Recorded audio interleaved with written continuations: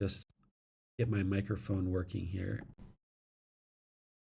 So it's only a matter of time if you allow these conditioned pleasant feelings to arise in the mind, that then these painful feelings are going to arise in the mind of anger, sadness, frustration, irritation, annoyance, guilt, shame, and fear. So the way to train the mind is to understand these six sense bases as part of this volume 9, and how the mind is longing and yearning for these pleasant feelings through these six sense bases. The mind wants agreeable forms, it wants agreeable sounds, it wants agreeable odors, it wants agreeable flavors, it wants agreeable physical objects and agreeable mental objects. And as long as the mind gets those things, then with this agreeable contact, there's these conditioned pleasant feelings that arise.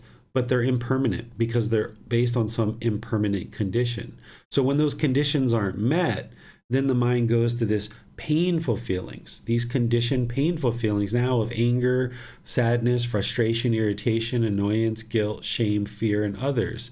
And now the mind is just going up and down and up and down because of the mental longing and strong eagerness, the craving, desire, attachment. So the way to get a handle on this is through understanding the six sense bases and understanding all the other teachings that the Buddha shares related to this path to enlightenment. And understanding the six sense bases helps you to understand that fetter of central desire and the central pleasures and the way that the mind just fills itself up with all this yearning and longing through these sense bases. So the more you understand how the mind is longing for pleasant feelings and experiencing painful feelings, and neither painful nor pleasant, then you can see that the mind is doing this, and you can actively train it to no longer do that, where the mind is in the middle, peaceful, calm, serene, and content with joy, where you can still enjoy things, you can still have an enjoyable life, but the mind's not clinging to it and holding on to it, arising these conditioned pleasant feelings.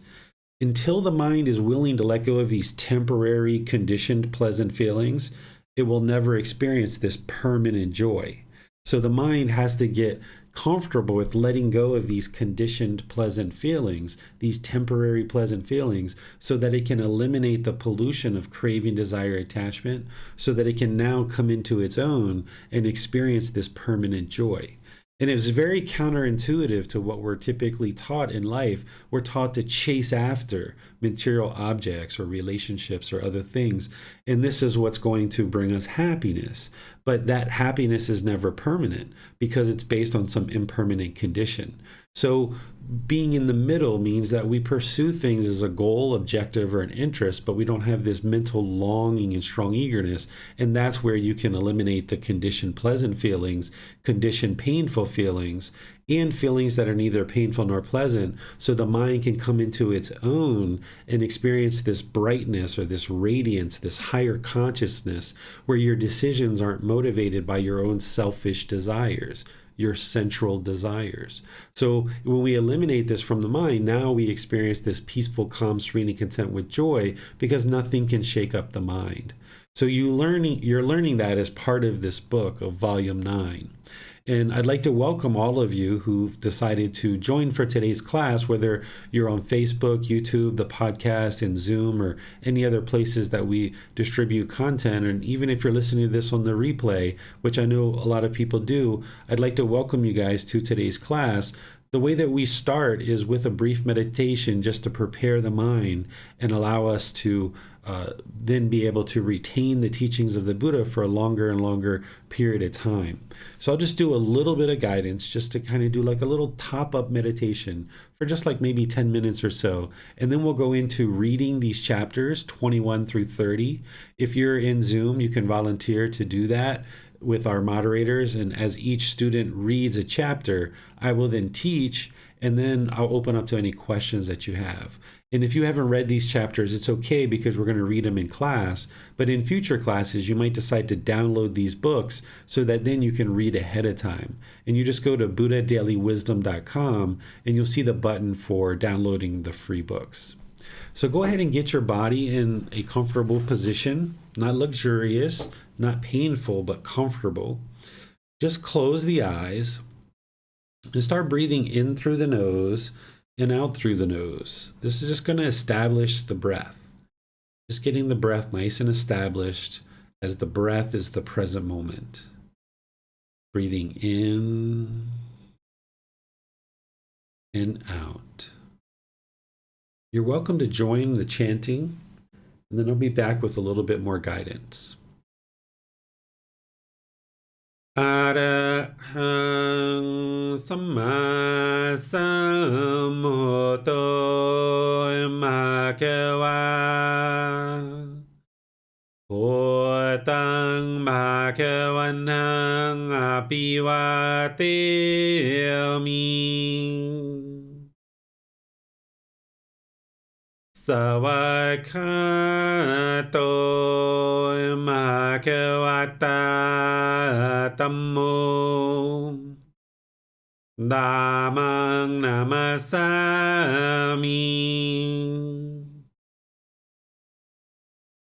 Supatipano Bhagavato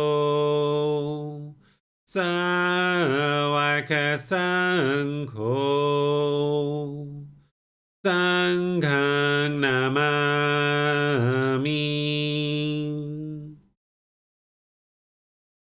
Namo Tassa Bhagavato Arahato Samma Sambuddhassa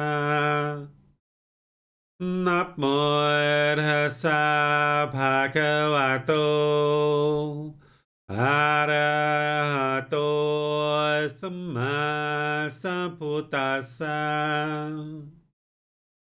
Namo Tassa Bhagavato Arahato Samma Sambuddhassa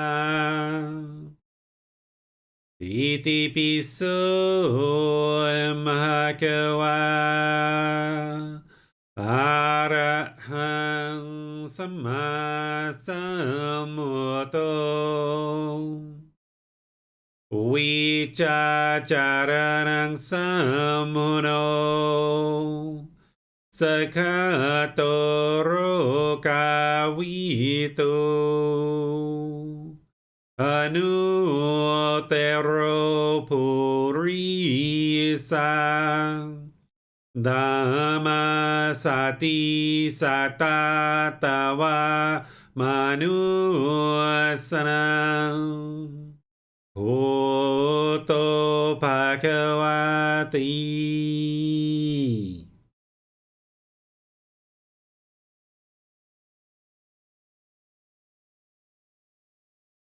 You should be breathing in through the nose and out through the nose. Your breath isn't going to sync up to the guidance I'm providing because this is your practice. So wherever you get to the next inhale, just breathing gradually through the nose, experiencing the full breath. Notice the gap between the inhale and exhale, and then exhale out through the nose, experiencing the full breath. Breathing in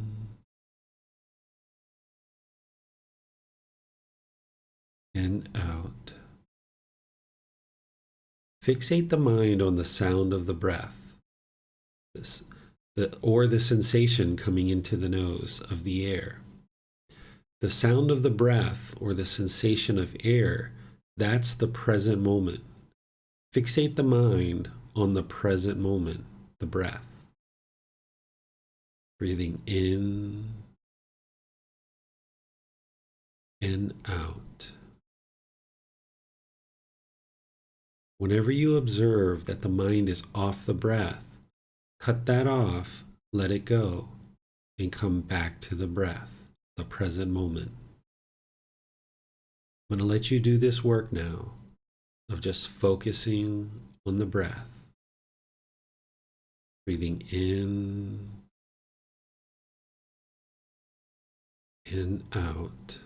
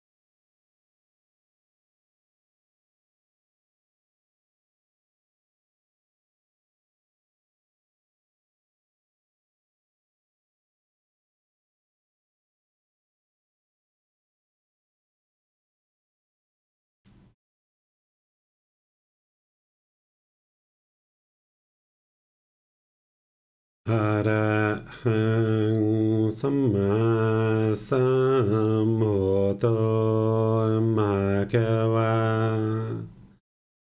พุทธังมะคะวันหังอภิวาเทมิสวากขาโตมะคะวะตาธัมโมธัมมังนามัสสามิสุปฏิปันโนภะคะวะโตสาวกสังโฆสังฆังนามามินะโมตัสสะภะคะวะโตอะระหะโตสัมมาสัมพุทธัสสะนะโมตัสสะภะคะวะโตอะระหะโตสัมมาสัมพุทธัสสะนะโมตัสสะภะคะวะโตอะระหะโตสัมมาสัมพุทธัสสะอิติปิโสภะคะวะอะระหังสัมมาสัมพุทโธวิจาจารณังสัมมุโนสคาโตโรกาวิโตอนุเตโรภูริสาดามาสติสัตตาตาวามานุสนังโอโตภะคะวะติ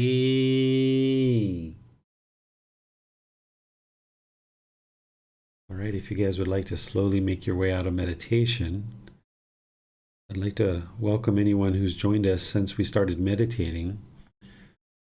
We just do a meditation here at the beginning of class just as a little top-up for the mind to help you focus better and have more concentration, clarity of mind, and deeper memory during the class so you can retain the teachings for a longer period, therefore implementing them into your life more easily.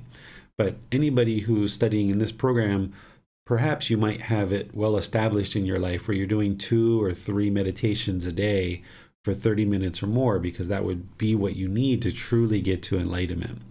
So I'd like to just turn things over to all of you as we continue forward in reading chapters 21 through 30. There's a student who will volunteer to read. Then after we read, I will share any teachings on that particular chapter and then open up to any questions that you guys might have related to the specific chapter. So I'll just turn things over to all of you guys to go forward in class, and thank you all for being here to be dedicated to learning the teachings of the Buddha. Go to Jan to read chapter 21. Thank you, Manal. One must put forth extra intention, effort, and energy. Monks, though a monk be not skilled in the habit of others' thoughts, at least he can resolve, I will be skilled in the habit of my own thought. Thus, monks, should you train yourselves. And how is a monk skilled in the habit of his own thought? Just as if monks, a woman or man, or a young child, fond of self-adornment, examining the reflection of his own face in a bright, clean mirror or bowl of clear water, should see there is a stain or speck and strive for the removal of that stain or speck.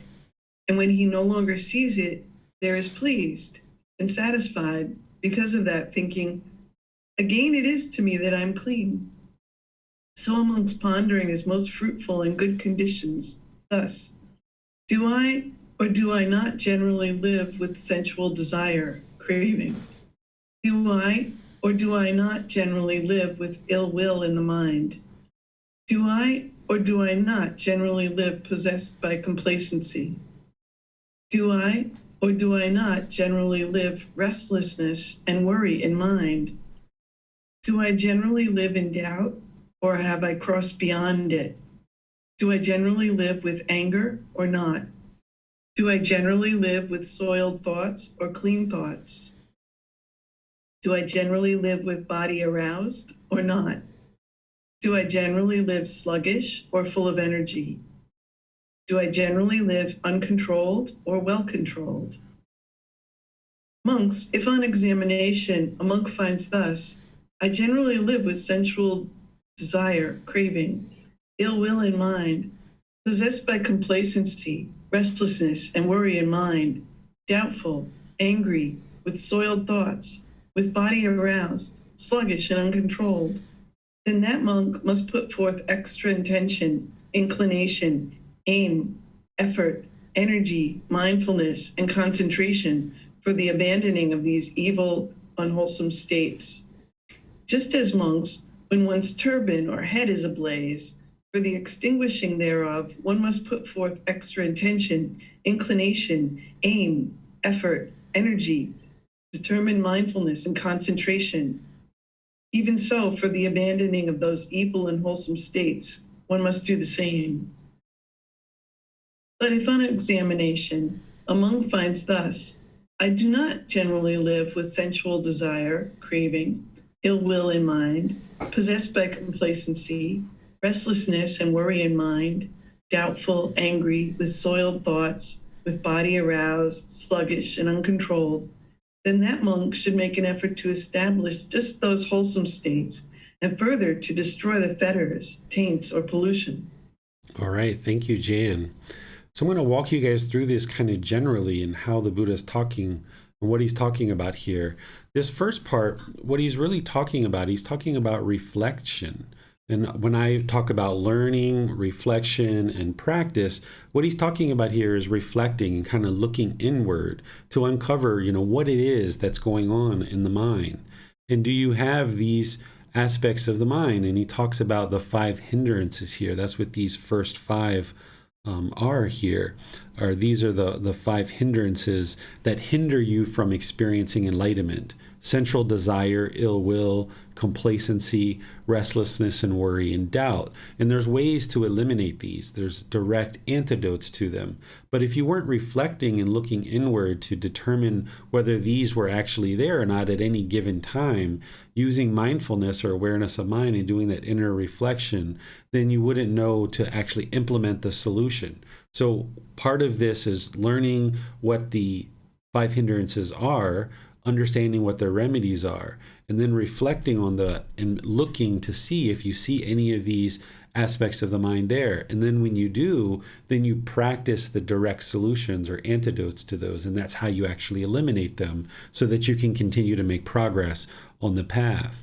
And these other ones that he's talking about here too are other aspects of the mind, anger, soiled thoughts, or unwholesome thoughts, bodily aroused. This would be sensual desire as part of craving, desire, attachment. Sluggish or full of energy. This would be related to that enlightenment factor of energy, where you have motivation, encouragement, a willingness to do something, enthusiasm. And then the mind should be well controlled, not uncontrolled. If your mind's uncontrolled, then you're going to notice that it's going to be shaken up with these pleasant feelings, these painful feelings, and feelings that are neither painful nor pleasant. But someone who's training the mind well through meditation and all the other steps of the Eightfold Path will have this well-controlled mind where you can control the mind because you've developed this mental discipline.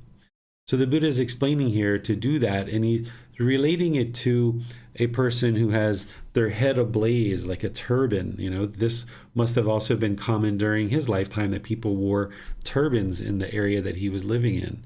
And if you notice that your head is on fire and you've got this turban on your head, you're going to put extra effort or inclination, aim, effort, energy, determination, diligence to eliminate this blaze, right? So this mindfulness and concentration that the Buddha is talking about, this is what's going to allow you to look inward and abandon these unwholesome states that he's talking about.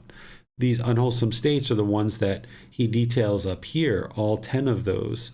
And then he just kind of explains them down here, that if you notice that you don't have these in the mind, then you should continue to work to destroy all the other fetters, because some of those 5 hindrances and the other things you mentioned are part of the 10 fetters. So if the mind doesn't have these things, if the mind doesn't have these things, where if the mind doesn't generally have craving, if it doesn't have ill will, if it doesn't have complacency, restlessness and worry, doubt, anger, soiled thoughts, body aroused, sluggish or uncontrolled mind, if it doesn't have those, then you're really making progress and you're observing that the condition of the mind is really improving. And the Buddha is saying, okay, from that point, then continue forward in cultivating and establishing, applying effort to cultivate these wholesome mental states and further destroy the remaining fetters. Because there's things like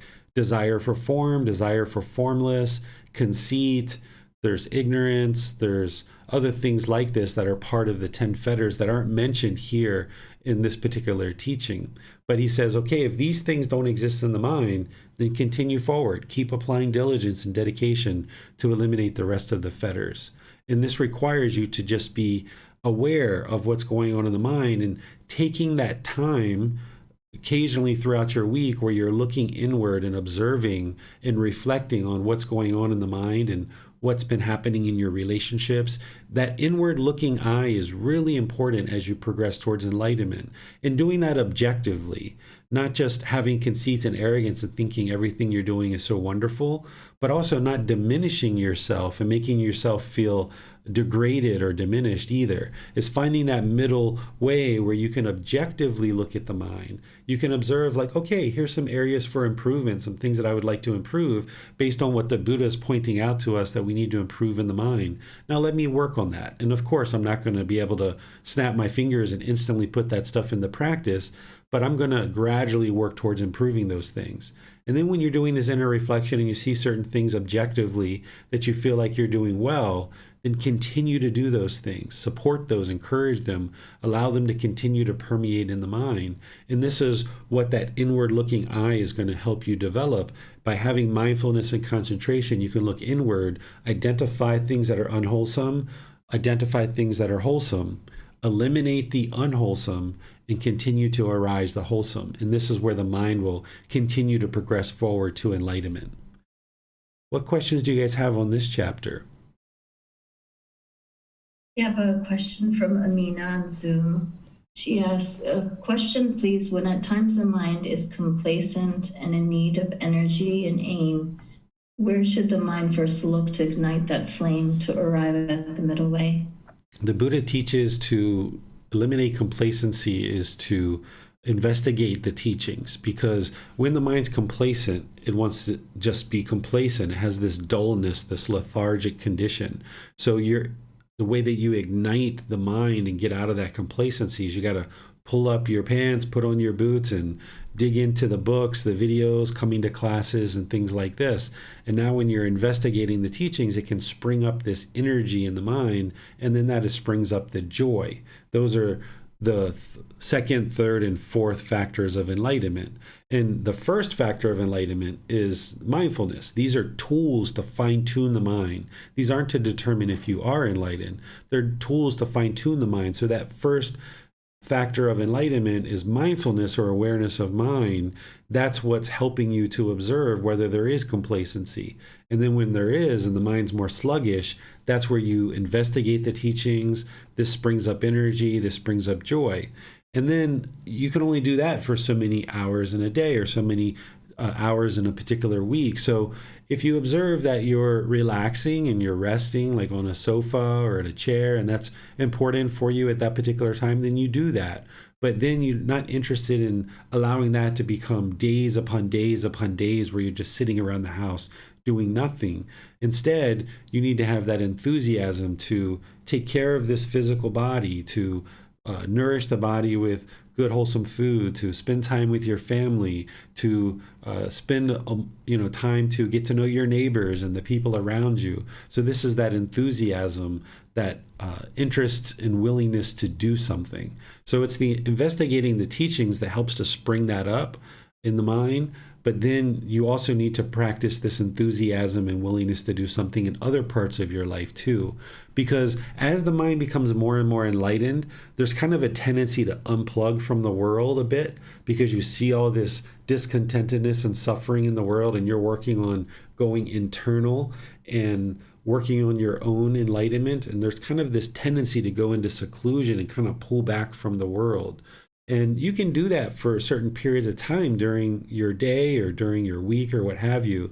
But there also needs to be this certain aspect of the mind where you're willing to go out into the community and talk to people and interact with people, because an enlightened being isn't going to just stay in a cave all the time, right? They're going to come out and interact with people, and they're going to be able to do that with ease.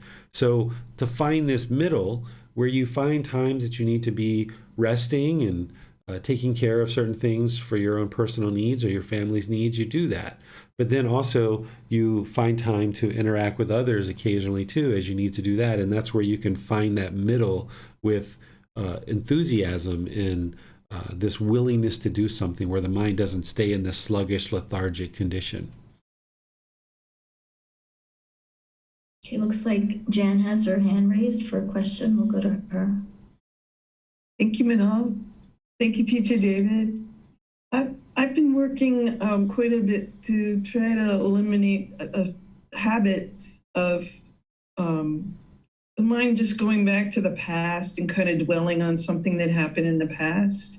It creeps up on me. I'll be driving, for example, and I try to just drive. I don't have the radio on or anything of that sort. I'll be driving, and then I'll find that I'm replaying something that happened in the past in my mind, right? So I have to kind of come back to now. And I'm working on it, and it doesn't seem to be getting much better very quickly. So if there was any guidance, I would appreciate that. What can I do about this habit of just sort of daydreaming about the past, I would call it? Okay, there's a few things here. Is one, it's important to understand that nothing on this path happens quickly. Oftentimes we have this expectation that just because we intellectually know that we need to cut off the thoughts and eliminate them, that we should be able to do that, immediately. Where you need to have enough meditation and enough consistency in your meditation that you're able to let go of thoughts. So first thing is, be sure you don't have an expectation that you should be able to immediately let go of these things, that it's going to be a gradual process. The other thing to talk about here is that there's a certain amount of healthiness to look back to the past and see things that we did in the past and how we handled them and what we did. And then reflecting on those things about, if those same things happen today, how would we handle them differently based on what we know and the wisdom that we have. So if you're doing that kind of looking back to the past, then that's actually healthy for the mind, because there might have been something 5-10 years ago, or even a year, or even a month ago, that have that same thing happen again. You would handle it differently now with the Buddhist teachings, and this helps you to gain wisdom. So if that kind of thing's going on, and you're doing it when you're not driving, then that's really wonderful for the mind. But if you're finding that the mind is just daydreaming, as you say, and just kind of dwelling in the past, and it's kind of longing and yearning, either beating yourself up for certain things that happened, or yearning and longing for pleasant things that happened in the past to be happening now, that's where you need to, when you observe it, even if it creeps up on you and next thing you know, you've been thinking about this for 10 minutes, wherever you notice it, just redirect the mind. You'd like to cut that off and let it go and just refocus on the driving, for example, since you're driving. And that might creep back into your mind in another 10 minutes or another 5 minutes. But where you see that, cut it off and let it go. You have to do that enough times over a consistent period of time in meditation and outside of meditation, where the mind submits and it learns. Every time it goes over here and it tries to dwell in the past, you keep yanking it back. And eventually it'll stay in the present moment for longer and longer and longer, and it will no longer go to the past and dwell in the past. But there needs to just be long-term consistent training for it to kind of carve out this groove in the middle where it stays in this groove for longer and longer periods of time. And then when it bounces out of that groove, because this groove isn't yet deep enough, because you haven't been maybe working on it long enough, when it moves out of the middle, then you pull it back and you kind of get this groove in the middle deeper and deeper and deeper. And then eventually you've dug this groove in the middle so deeply that the mind can't actually pop out and move to the past or the future. You're still going to always, remember the past. You're still going to maybe think about certain things that happened in the past. You might even plan for the future. You're going to do those things as part of this path to enlightenment. But the key word that you're using there is dwelling. When the mind is dwelling in the past, either diminishing yourself or beating yourself up or wanting certain pleasurable things from the past to happen now, that's what you'd like to cut off. But if you're just doing inner reflection in order to figure out some wisdom of how to handle that situation better, that's healthy. Or if you're looking to the future and planning things and trying to kind of organize things so that when you get to that point that you'll have thought through things and you'll be able to make better decisions in that moment, that's healthy for the mind too. But what you're not interested in doing is clinging to any decisions. So I'll use this example of this retreat that we've been working on for the last 8 or 10 months. There's certain things that I've been thinking about and planning, and I know that I'm going to be doing as part of this retreat in the future that's going to happen in America in June 26th to the July 1st. I know that those things are going to happen, and I've thought about certain things that I would like to share as part of the teachings and certain things I'd like to do as part of that retreat, but the mind isn't clinging or holding on to any of those things, so that if they don't happen during the retreat, or I just choose not to do it for one reason or another, depending on whatever variables are happening at the time, then the mind can just easily let that go. But had I not thought about this retreat at all, and I just show up and be like, all right, I'm here, what do you guys want to learn? That wouldn't be the middle way either. So there needs to be not this complacency where you never think about the future, but there also needs to be not this craving and yearning where you're constantly thinking about the future and obsessed about it, and then clinging to any decisions that you're making now for 6 months from now.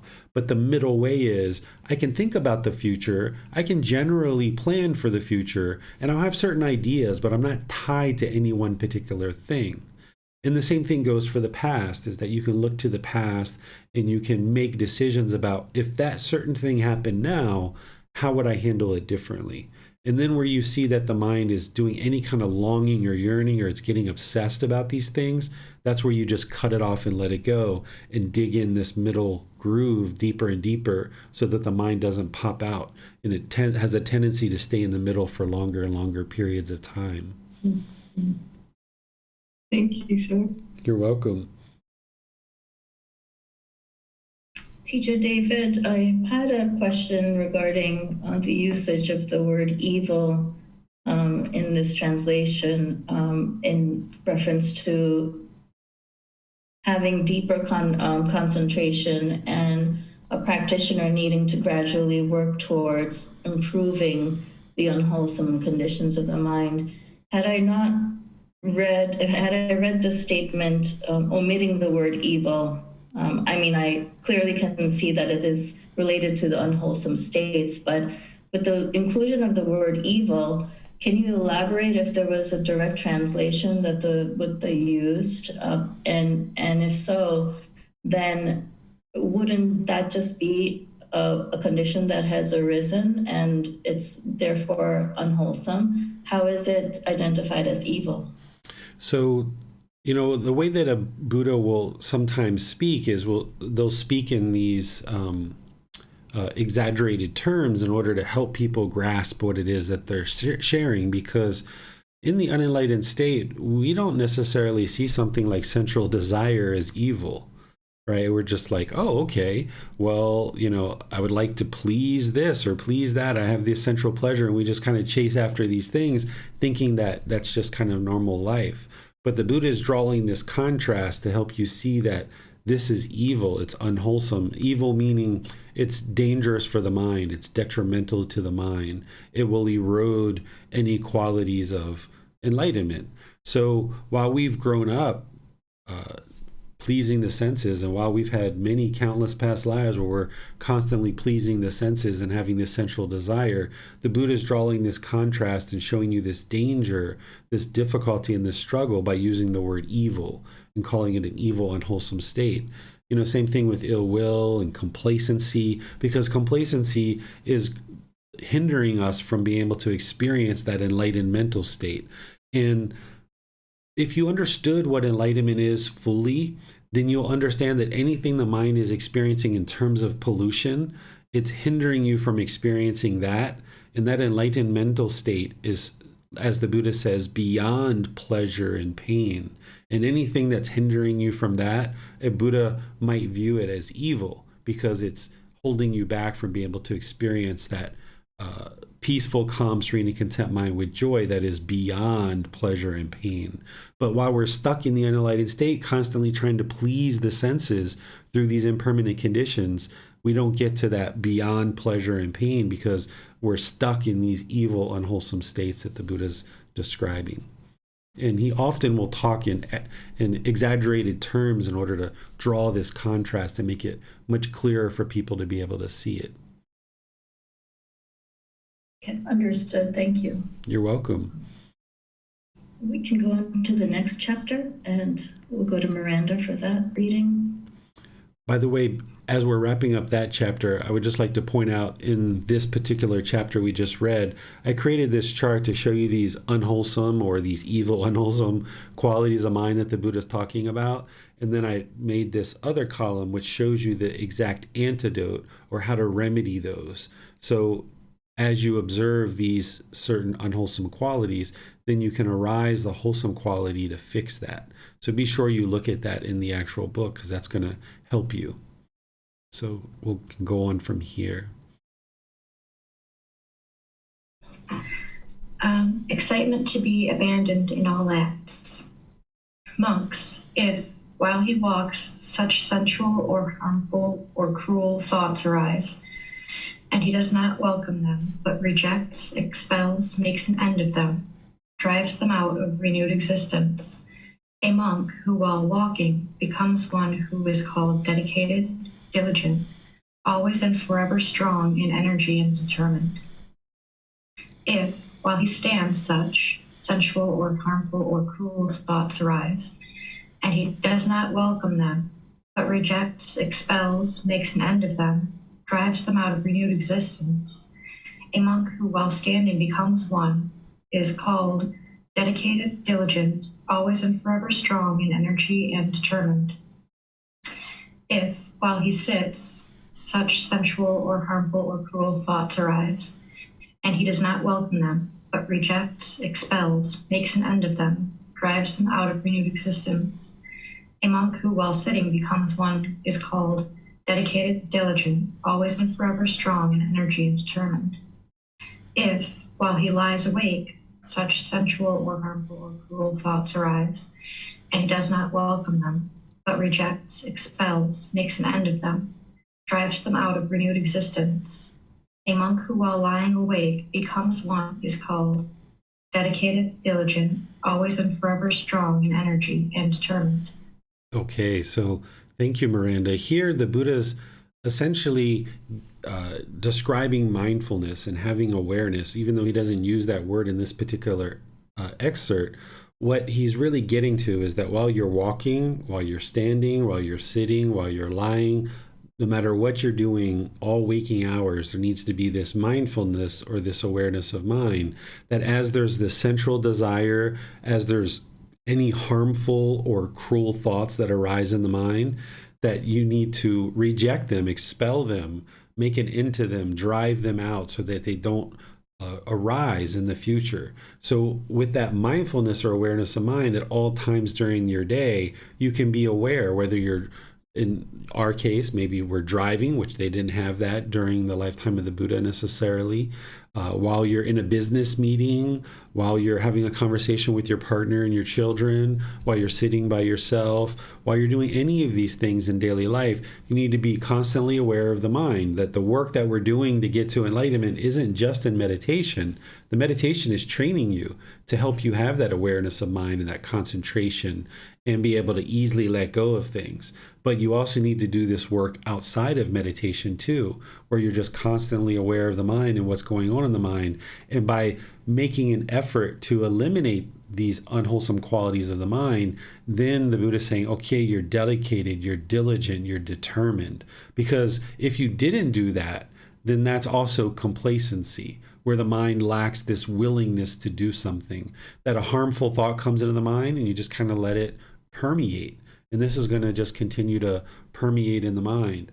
Or if a thought of sensual desire comes into the mind, if you just allow it to permeate in the mind, then it's going to be destructive to the mind. Or any kind of cruel thought. The Buddha is explaining all three of those here. So as soon as you're aware of those things starting to arise, the sooner you're aware of them, the sooner you cut them off, then they won't affect the condition of the mind. And over time, once again, you wear out this groove in the middle more and more and more, where you won't have those thoughts arise at all. But in the process of getting to enlightenment, as the mind's transitioning, because of the fetters that are in the mind, particularly here he's talking about sensual desire and ill will, because those are in the mind, they are part of the 10 fetters. The mind is polluted with sensual desire and ill will. There's going to be thoughts of sensual desire, harmful thoughts and cruel thoughts that arise occasionally. And as you observe those, the way that you get rid of them once and for all is as you observe them, you cut them off and let them go, no longer allowing them to come into the mind. But don't get frustrated if you have these thoughts, because that just shows that the fetter of sensual desire and ill will is still there. It's in the mind. But the more you cut it off each time it arises, eventually it realizes that it's not going to arise. It's just like a weed. Every time the weed grows, if you pluck the weed and pluck the weed and pluck the weed, because the roots are still there, the weed's going to keep growing back. But what you've got to eventually get to is, as you cut off this weed more and more and more, you get down into the root and you uproot the weed so that it will no longer arise in the future. And that's what this whole path is doing for you. So the breathing mindfulness meditation is helping to uproot craving, desire, attachment, so that when the mind's off the breath and it's longing, you're eliminating craving, desire, attachment. In loving kindness meditation and practicing loving kindness in daily life, you are uprooting the ill will so that the root is no longer there. But what the Buddha is talking about here is clipping back the weed, that whenever you see the weed grow, you cut it off and cut it off and cut it off and cut it off, let it go. Don't allow it to come into the mind.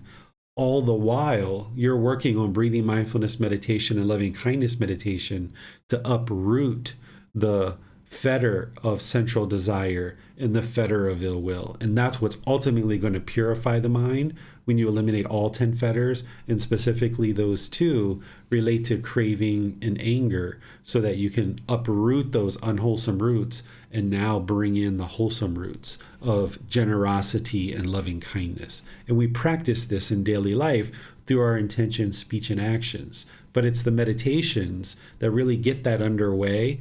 And then as you're doing that in your daily life, you're using mindfulness to be aware of any sensual, harmful, or cruel thoughts that arise, and you cut it off and cut it off and cut it off and cut it off, until eventually you get this uprooted from the mind and that fetter is no longer there. Then these thoughts won't arise any longer. So being dedicated and diligent and determined to do this over a long-term consistent period is what's going to produce the results. What questions do you guys have on this chapter? There are no questions for this chapter. All right. So we'll move to chapter 23. We'll go to Jan. Thank you, Manal. The four efforts. First discourse. Monks, there are these four efforts. What for?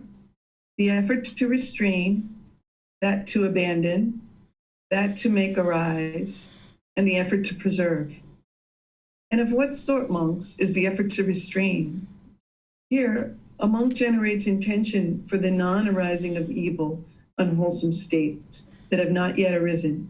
He makes an effort, applies his energy, he lays hold of and exerts his mind to this end. This, monks, is called the effort to restrain. And of what sort, monks, is the effort to abandon? Here, a monk generates intention for the abandoning of evil, unwholesome states that have arisen. He makes an effort, applies his energy, he lays hold of and exerts his mind to this end. This is called the effort to abandon. And of what sort, monks, is the effort to make arise?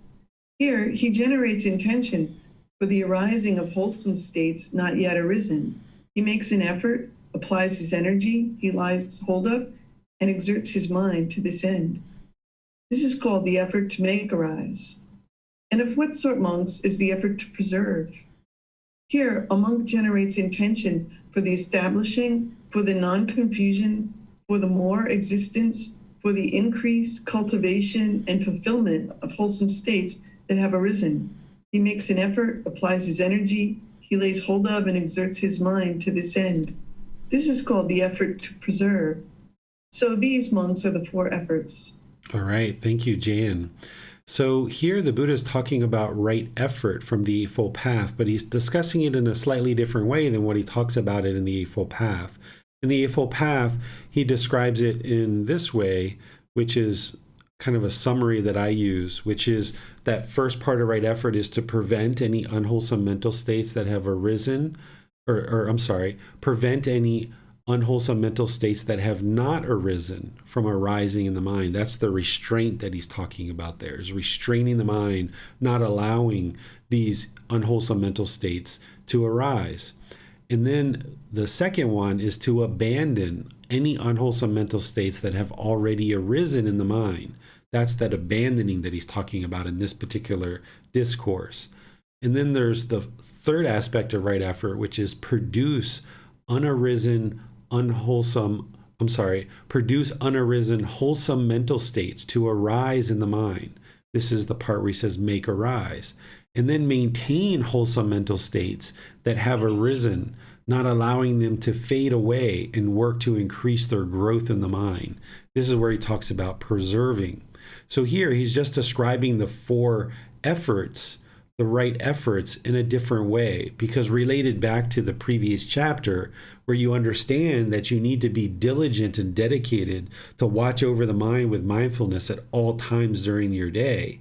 Then once you observe that there's these conditioned pleasant feelings, painful feelings, or feelings that are neither painful nor pleasant arising, you need to apply right effort to abandon those. Or if you observe any unwholesome mental qualities, you need to abandon those. Or if you observe wholesome qualities, you need to support those, encourage those, and bring those into the mind. Whether it's generosity, whether it's loving kindness or compassion or sympathetic joy or equanimity, you need to bring these wholesome qualities in others into the mind through applying right effort. And here he's just talking about it in a slightly different way. So sometimes discussing it in different ways can have you approach it from different angles and can allow you to more deeply understand what something like right effort is. What questions do you guys have on this chapter? It doesn't appear there are any questions for this chapter. All right, so let's move on to the next one, which is, again, talking about right effort here. Go to Miranda for the reading. Thank you, Manal. The four efforts, second discourse. Monks, there are these four efforts. What for? The effort to restrain, the effort to abandon, the effort to make arise, and the effort to watch over. And of what sort, monks, is the effort to restrain? Here, having seen a form with the eye, a monk is not entranced and does not grasp its general features or its details. Since, if he left the eye faculty unrestrained, evil, unwholesome states of craving and aversion might invade him. He practices restraint over it. He guards the eye sense base. He undertakes the restraint of the eye sense base. Having heard a sound with the ear, having smelled an odor with the nose, having tasted a flavor with the tongue, having touched a physical object with the body, Having recognized a mental object with the mind, a monk is not entranced and does not grasp its general features or its details. Since, if he left the eye sense base unrestrained, evil, unwholesome states of craving and aversion might invade him, he practices restraint over it. He guards the eye sense base. He undertakes the restraint of the eye sense base, wins the restraint thereof.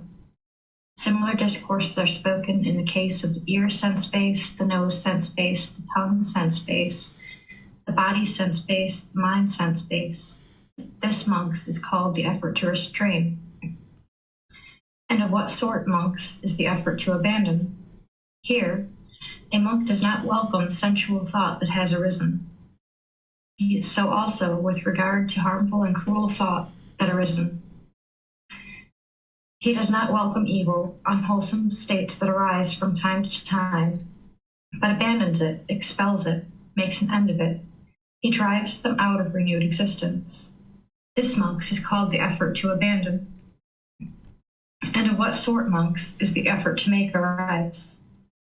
Here, a monk makes to arise the limb of wisdom that is mindfulness, the limb of wisdom that is investigation of the teachings, the limb of wisdom that is energy, the limb of wisdom that is joy, the limb of wisdom that is tranquility, the limb of wisdom that is concentration, the limb of wisdom that is equanimity, that is based on seclusion, on freedom from strong feelings, on elimination that ends in surrender of the mind. This, monks, is called the effort to make arise. And of what sort, monks, is the effort to watch over? Here, a monk watches over the favorable concentration mark, the idea of the skeleton, the idea of the worm-eaten corpse, of the discolored corpse, the cracked open corpse, the idea of the initiated corpse.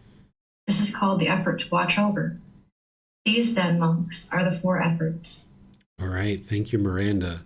So here, what the Buddha is doing is he's taking right effort and he's applying it to central desire. And he's walking you through step by step of how you apply right effort to eliminate the fetter of central desire. This first one, he's talking about restraining the mind, applying the effort to restrain the mind whenever there's certain contact through the 6 sense bases. So when you see a certain form with the eye, he talks about restraining the mind so that there's not this craving for agreeable contact and there's not this repulsion or this pushing away with aversion with disagreeable contact, because that's what the mind's going to want to do. In the unenlightened state, the mind's longing and yearning for this agreeable contact through the 6 sense bases, and that's where craving's going to take root, and then the mind's just going to keep longing and yearning for these same things to occur through the eyes, ears, nose, tongue, bodily contact, and mind. It's longing and yearning for agreeable contact, and this is that craving for these pleasant feelings. And then when the mind experiences disagreeable contact, it's going to have this aversion, this pushing away, because the mind is uncomfortable with its own painful feelings.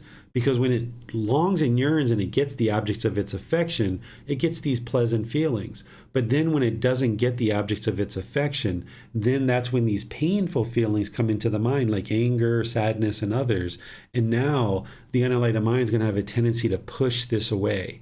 This is where we push people out of our life, or we push situations out of our life. This is aversion, thinking that this is going to actually solve the problem, but it really doesn't. Because what the real problem is the craving, desire, attachment. That's what's causing this aversion and this pushing away, because there's this longing, yearning for pleasantness. And when the mind feels uncomfortable, painful feelings, the only way that an untrained mind knows how to solve that is to push it away. And it doesn't solve it long term. It's only a temporary solution, because as you keep pushing situations and people out of your life, you can only do that so many times, and eventually you're quite lonely. You don't really have many people in your life. So what the Buddha is guiding you to do is to really focus on the core problem, which is the craving, desire, attachment. When you focus on the craving, desire, attachment, the longing and yearning for agreeable contact through the 6 sense bases, then you won't have this aversion. So the mind can now reside in the middle. And that's this first part he's talking about, is restraining the mind and pulling it back from longing and yearning for these pleasant feelings. And then he talks about abandoning that when these central thoughts arise and you feel the mind starting to move towards this pleasantness and wanting this pleasantness, that's where you cut that off and let that go. You abandon that, because that's only going to lead to going into these painful feelings or these harmful and cruel thoughts that have arisen. Then he talks about the arising of these wholesome qualities of the 7 factors of enlightenment. These 7 factors of enlightenment are mindfulness, investigation, energy, joy, tranquility, the concentration, and equanimity. You would need to focus on developing these, and that helps to fine-tune the mind and bring it to the middle. And they solve a lot of the major difficulties that we encounter in the unenlightened state. So what he's encouraging you to do here is to arise the qualities of mindfulness, or having awareness of mind, specifically practicing the 4 foundations of mindfulness, being aware of the bodily sensations, the feelings, the condition of the mind, and the mental objects, so that you can cut off discontentedness and eliminate it there.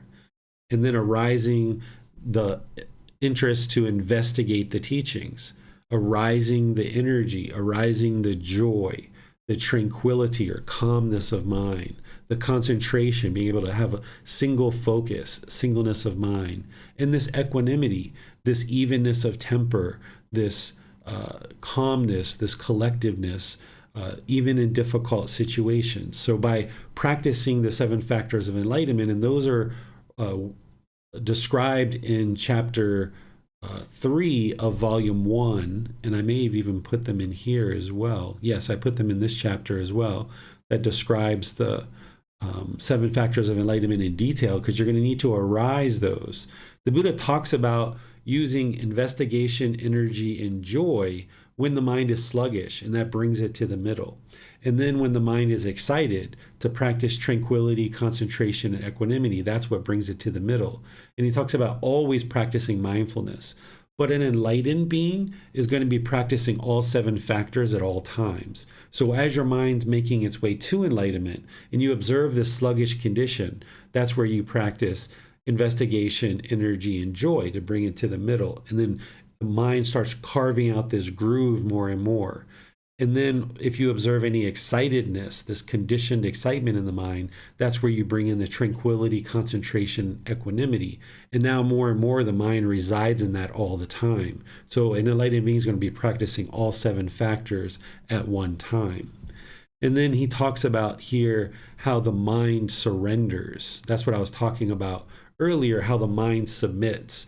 The more it longs and yearns and pulls in the direction of the objects of its affection, and you cut that off and you uproot something like sensual desire, you uproot that, eventually the mind submits, or it surrenders. It gets into this groove in the middle, and it just stays there all the time. And then it won't pop out of the middle. But you'll get these longer and longer periods of time where it is in the middle. And then with mindfulness, you'll just observe when it's out of the middle and be able to pull it back. The way you'll know that the mind is in the middle is things will be at ease. The mind will be at ease. There'll be this peacefulness.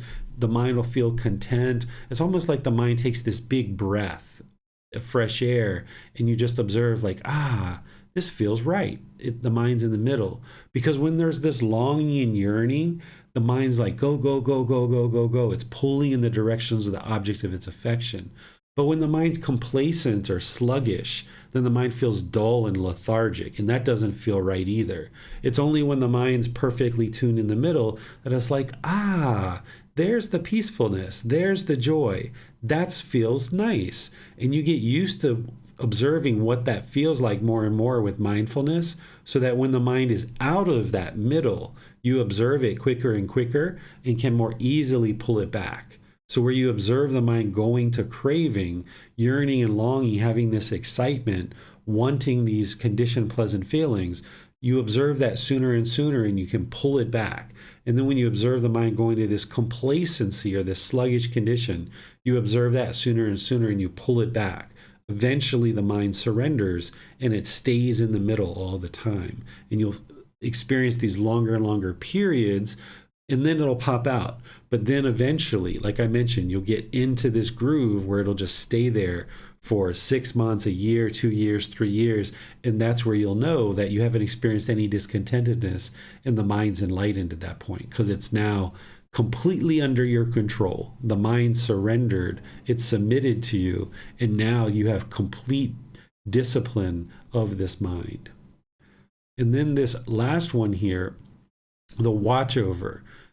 In order to eliminate central desire, you need to get to the point where the mind is ultimately not having sexual intercourse any longer. And you may or may not be in that point of your life right now, but this is something that you will eventually need to get to as you decide to move into the fourth stage of enlightenment as an arahant. You can actually be in that first and second stage of enlightenment. There's still some central desire there. And somebody might work on all the other fetters and still be maintaining this sexual contact. But at some point, if you decide that you've done that enough and you're ready to move on, the Buddha has certain teachings that he helps you to be able to observe the unattractiveness of the body. Because central desire is very deeply rooted in the unenlightened mind, and sexual contact is one of the strongest central desires that we have, because it involves oftentimes the eyes, the ears, the nose, the tongue, the bodily contact in the mind. All 6 senses are involved when we're engaged in sexual intercourse. So this tends to be one of the strongest central desires for some people, and it's oftentimes for some people very difficult and challenging to overcome. And the reason why we have central desire and interested in having sexual contact with another human being or another being is that we view the physical body as being attractive. We don't see the body as it truly is. We see the hair made up, we see certain jewelry or clothing, we see maybe makeup, we see different things that the body has been decorated with this maybe perfume or cologne or other things like this, and the mind is enticed by this, seeing it as attractive. So one of the ways that the Buddha trains the mind and helps people to see the body as it truly is by seeing a dead corpse. And that's what he's describing here, is being able to see this skeleton or this worm-eaten corpse or this discolored corpse, this cracked open corpse. By viewing the body as it truly is, if somebody had their skin completely ripped off the body and they were still alive, which would be impossible, but if they were, and there was no skin whatsoever and all you saw was muscle tissue and bones and ligaments and fluids and organs, you most likely wouldn't be interested in having sexual intercourse with that, and you would be able to eliminate the central desire to ever have intercourse. But because we have this outer skin and we have these clothing and ways of making the body look more appealing, this central desire continues in the mind, and we still have that strong desire to have sexual intercourse. So the way that you cut that off and eliminate it is work on all those other things the Buddha talked about in this discourse. But ultimately, when you're ready to let go of this central desire 100% and you're no longer interested in having sexual intercourse, then there's ways to actually meditate with the presence of an actual corpse, or images and pictures we can use nowadays to actually replicate that. Where in the Buddha's lifetime, they didn't have this. So they would just go to the temple, and before they were burning bodies for cremation, they would meditate around these bodies, and they would meditate with their eyes open, looking at the bodies, and then they would also smell it too. So it kind of turned the mind away from being interested in having sex with this body. And that's one way to do it. But nowadays we have images and pictures that you can get a picture of a dead corpse and maybe the body dissected and opened up at the abdomen. And you can look at this and stare at this while you're meditating. And this can help turn the mind away from being interested in having sexual intercourse, thus getting rid of the fetter of central desire. What questions do you guys have on this chapter? Looks like Miranda has her hand raised. Thank you, Mel. Yes, sir. Just to that last part, what does that mean? The favorable concentration mark, sir?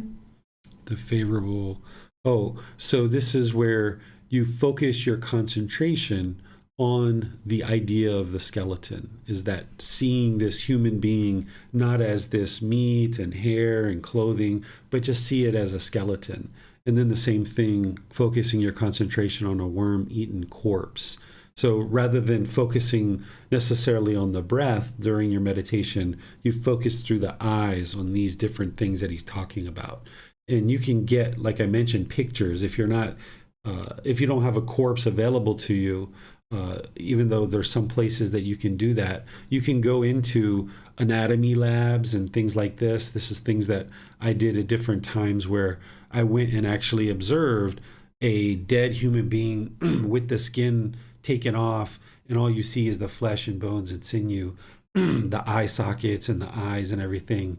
And you can actually observe these things. Here in Thailand, there's places that you can go to temples, and they will have dead corpses that you're able to meditate in the presence of dead corpses as they're burning. You can hear the sounds that the body makes. You can smell the body. So there's all these different ways. But for most people, I think that they'll probably end up using pictures or imagery. And that's your focus and your concentration rather than your breath necessarily.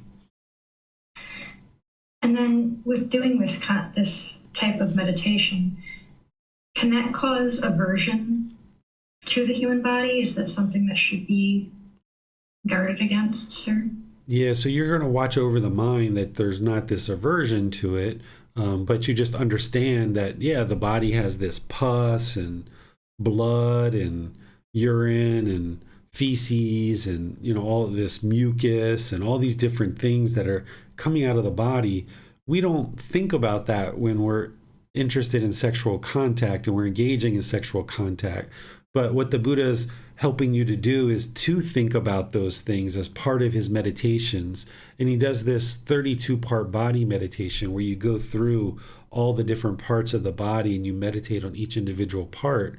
And you just develop this disinterest rather than an aversion. It's more of a disinterest in having sexual contact with another human body because you don't see it as something desirable any longer. Thank you, sir. You're welcome. I had a question regarding the surrendering of the mind that is mentioned. I wanted to find out if there's, I've heard in different religions, modern day religions, that this sort of surrender word is used. I believe in Christianity, it's used, and in Hinduism, it's used as well, in reference to surrendering to God, basically, and surrendering yourself. Is the sentiment sort of laced with the same message? If one has been raised with a teaching of surrender, would that be the same message with which Buddha had sort of referenced in this chapter, which you mentioned, surrendering of the mind means submitting to the mind? Would that kind of be equal? It depends on how you've been exposed to it in the past. One of the ways to think about this is, if I was going to replace this word surrender, I would say that ends in letting go of the mind, right? Where the mind lets go, where it fully lets go. That's what he's talking about in surrender, or sometimes the word submit is used, where you're not submitting to another being. You're not putting yourself below another being. But this letting go or this submitting is the mind choosing to let go of craving, desire, attachment. And that's what eliminates these strong feelings, this elimination, this getting to the point where the mind is fully let go. That's what he's talking about here. So you're not surrendering to another being. You're not diminishing yourself. You're not putting yourself below another being. You're just training the mind to let go rather than longing, yearning, through the sense spaces. You're just training it to surrender or submit or to let go, to no longer be chasing after these pleasurable feelings through conditioned impermanent conditions through these 6 sense bases. Would you agree that it has a similar sort of net effect result if we had been raised previously believing that there's a surrender to God? Is there some similar kind of net effect which one can work on and then develop to understand that this is in fact the mind, and submitting to the mind is more critical? Yeah, you aren't submitting to the mind, but what he's talking about here is that the mind needs to submit and no longer hold on to the craving, desire, attachment. So it's not that you are submitting to the mind, it's that the mind is choosing to let go, which I think is very different than surrendering to another being, which is what you're talking about, like surrendering to God or something like that. Here, what the Buddha is talking about is truly training the mind to let go, having renunciation, relinquishment, no longer holding on, clinging, and craving through these six sense bases. Okay. All right. Thank you for that clarification. You're welcome. There are no other questions for this chapter. All right. So we'll move on to the next one, which is chapter 25. We'll go to Jan for that reading. Thank you, Manal. The ending of the round. On seeing a form with the eye, he does not crave after it if it is pleasing. He is not averse to it if it is unpleasing. On hearing a sound with the ear, he does not crave after it if it is pleasing. He is not averse to it if it is unpleasing. On smelling an odor with the nose, he does not crave after it if it is pleasing. He is not averse to it if it is unpleasing. On tasting a flavor with the tongue, he does not crave after it if it is pleasing. He is not averse to it if it is unpleasing. On touching a physical object with the body, he does not crave after it if it is pleasing. He is not averse to it if it is unpleasing. On recognizing a mental object with the mind, he does not crave after it if it is pleasing. He is not averse to it if it is unpleasing.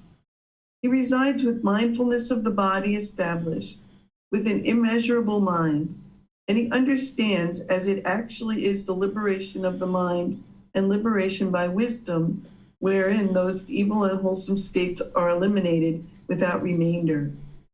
Having thus abandoned favoring and opposing whatever feeling he feels, whether pleasant or painful, or neither painful nor pleasant, he does not excitement in that feeling, welcome it, or remain holding to it. As he does not do so, excitement and feeling is eliminated in him. With the elimination of his excitement comes elimination of clinging. With the elimination of clinging, elimination of existence. With the elimination of existence, elimination of birth. With the elimination of birth, aging and death, sorrow, grief, pain, displeasure, and despair are eliminated. Such is the elimination of this whole mass of discontentedness. Okay, thank you, Jan. So here, the title of this is Ending of the Round. This is the round of the cycle of rebirth, because as long as there's craving, desire, attachment in the mind, that's the fuel that causes rebirth. So eliminating central desire is one of the strong cravings that the mind has. And by eliminating this central desire, you're going to eliminate this continuous round of rebirth, being reborn over and over and over again. And the Buddha kind of brings in a little bit of dependent origination here towards the end, which dependent origination is 12 steps where he explains how the mind experiences discontentedness and how it continues to be reborn over and over and over again. So by eliminating central desire, that's what's going to help you eliminate discontentedness, getting to enlightenment, but it's also going to help you end the cycle of rebirth as well. What he's talking about here with related to each one of the individual sense bases is that you don't crave after things that are pleasing, but you're not averse to things that are unpleasing, where the mind's in the middle. let me use an example here of this odor. So if you're walking down the street and you're smelling these flowers, the wind's blowing and you're smelling these flowers, and it's like, oh, wow, that's a really nice smell. And you observe that, and it's like, wow, that's a nice smell. But then you walk a little bit further and the smell of the sewer comes up into the mind. And now you're like, that's an odor that is kind of unpleasing. But your mind is content during both of those situations. The mind isn't craving the pleasant feeling, and it's not averse to the unpleasing odor. Where if you've ever been walking down the street and you're like, oh my goodness, that just smells amazing. Do you smell that fresh baked bread coming out of that bakery? Oh, if I could just get my hands on a loaf of bread from that place, right? That's craving. Or the other example is if you're walking down the street and you smell that sewer smell and you're like, oh my goodness, that is the most horrible smell, right? The mind is doing that, and you might vocalize it or you may not. You may not vocalize it. It may just be happening in the mind.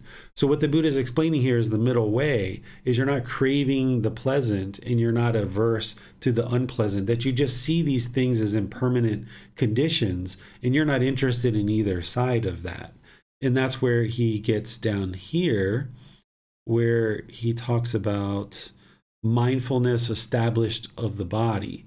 So when you have this mindfulness of the bodily sensations, this is the 4 foundations of mindfulness, then whenever the mind is longing and craving for pleasant things, you'll observe the bodily sensations and you cut that off and let it go. So you're not holding on and welcoming, you're rejecting that feeling to arise in the mind. And then same thing if you notice that the mind is experiencing these disagreeable contact or this unpleasing contact, that you observe the bodily sensations of the discontentedness that is arising and you cut that off and let that go, not allowing that to come into the mind. And what you eventually get to is what the Buddha is talking about here, is where the mind actually abandons this favoring and opposing. Where right now you might see things as agreeable contact and disagreeable contact. When you train the mind enough in breathing mindfulness meditation and practicing generosity, and when you train the mind enough where when you see these pleasant things arising, you cut it off, and when you see these unpleasing things arising, you cut that off, eventually you get to the point where you don't see things as pleasing or unpleasing or agreeable or disagreeable, but instead it's just an impermanent thing that's happening, and you're not interested in either side of it. And that's what he's saying here, that the mind will have eventually abandoned favoring and opposing, or agreeable and disagreeable, or craving and aversion. The mind will abandon those. And whatever he feels, that you won't feel this agreeable and disagreeable. It's just something that's happening. So if you hear music that the mind enjoys, it's like, okay, well, I enjoy this.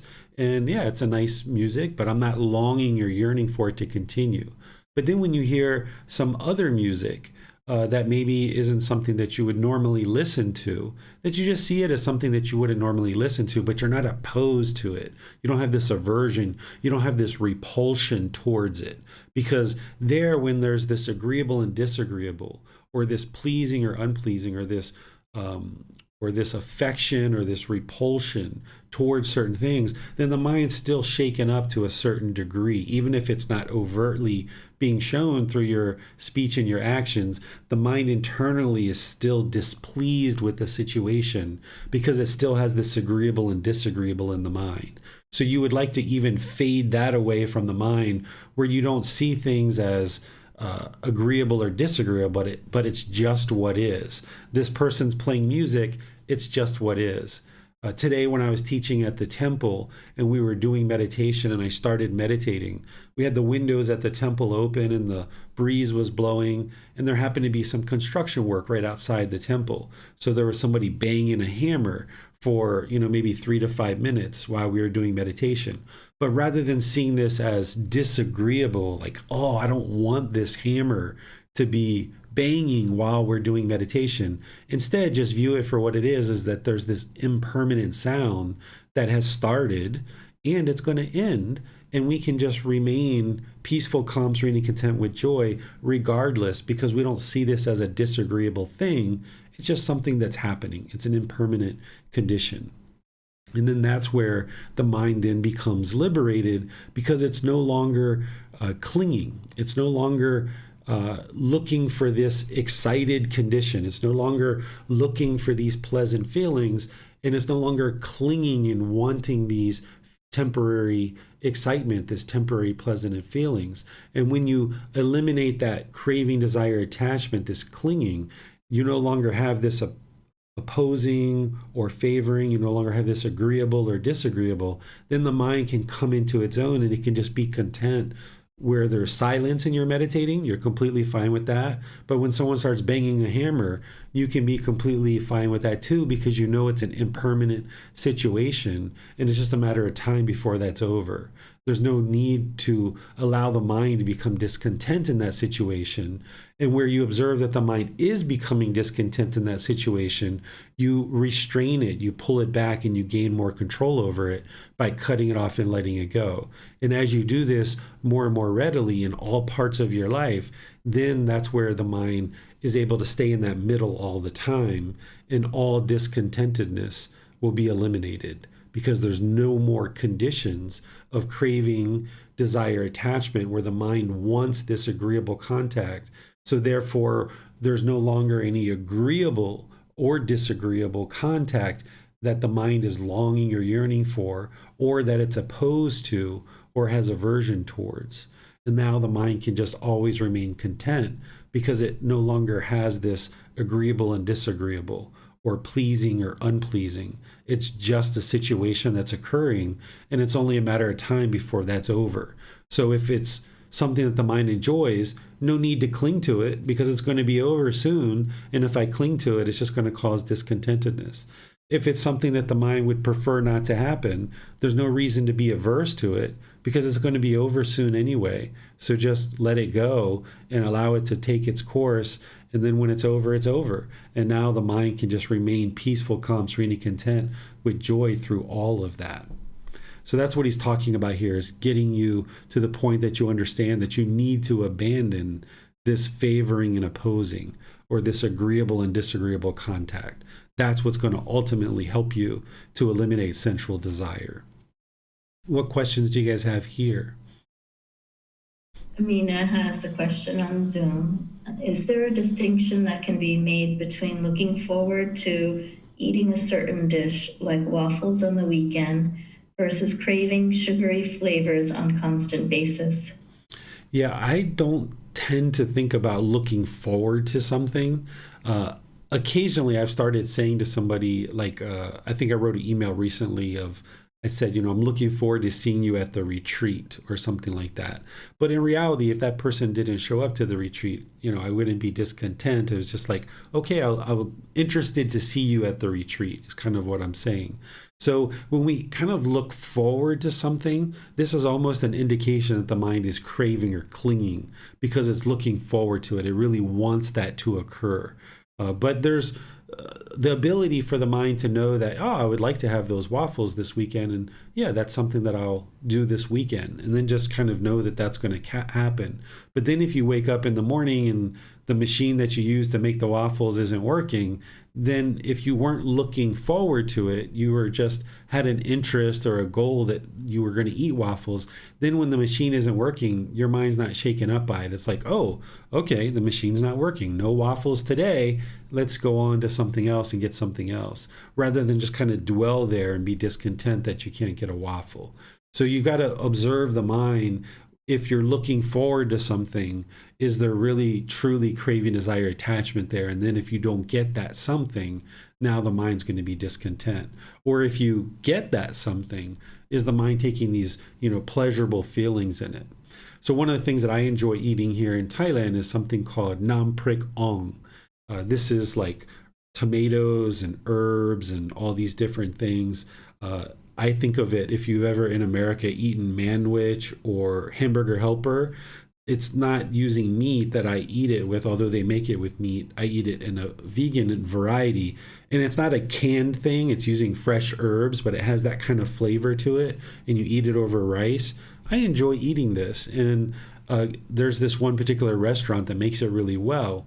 So I will ask my wife occasionally if she can call that restaurant and see if they'll make it for me, because it's one of those restaurants that they have a set menu. They decide what they're going to cook each day. And then if you go to that restaurant, you just eat what they cook. But sometimes they'll take a special request. So about once every 2 weeks, once a month, I will ask my wife, can you call them and see if they'll make that for me? And then sometimes they're like, no, we're not going to make that for another week, or we're not going to make that for 2 weeks, or we can't make that until Friday. And it's like, all right, well, I can wait until then.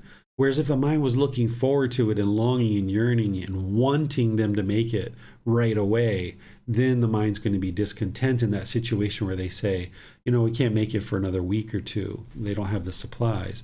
So if you're looking forward to something, just have mindfulness to observe, are there conditioned pleasant feelings that arise when you get that something? And if you can't get that something, is there this frustration or annoyance or ickiness, or just feeling like your day's not complete without that thing? And in that situation, I would encourage you to adjust your vocabulary and your phrasing of words, and maybe not say that you're looking forward to it, but maybe just say something like, oh, I would like to have some waffles this weekend, or are you guys interested in having waffles this weekend? Right? That's one of the ways you can kind of change the way that you speak, and then the mind will change the way that it relates to this waffle or any other kind of thing that you're taking in through the senses. She asks also, is it okay to look forward to eating a certain food for a brief moment, as long as the mind does not dwell on that thought?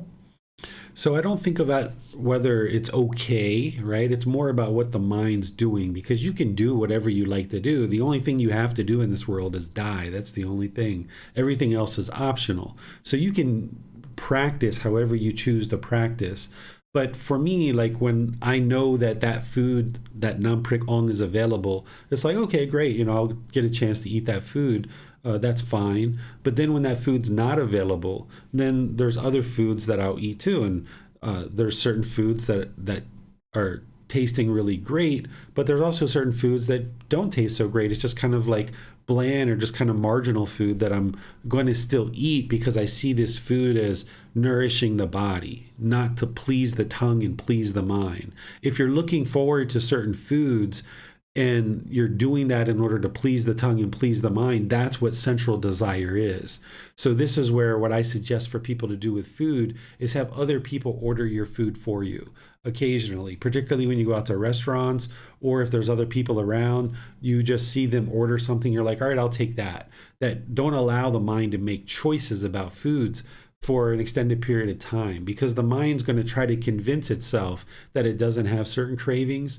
And the only way that you can determine whether there's cravings there or not is to not give the mind what it wants. So if the mind wants this piece of chocolate cake really bad, and you can feel that, or even you're not even quite sure whether it's a craving or not, but you're just kind of looked at the menu, you're like, all right, I'm going to get that chocolate cake. Instead, switch it up and be like, you know what? I'm not going to get that chocolate cake. Let me see how the mind deals with that. So even when you have that thought of, I would like to have this spaghetti, or I would like to have that nam prik ong, or I would like to have these waffles, when you say that out loud, then actually that weekend don't have the waffles, and see how the mind reacts, or how it functions when you don't get those waffles. So the only way that you'll know if the mind's attached to the waffles or not is if you introduce some impermanence. If you keep giving the body and the mind, the tongue, these waffles, then you'll never know whether or not it's actually craving or attached to them. So where you observe that the mind is looking forward to them, then choose not to eat them for a couple of weekends and see how the mind feels about that. Because if the mind doesn't have central desire, it should be just as content eating one thing versus another. And you should be able to go an extended period of time without eating the waffles and be just completely content with it, without any kind of longing or yearning for them.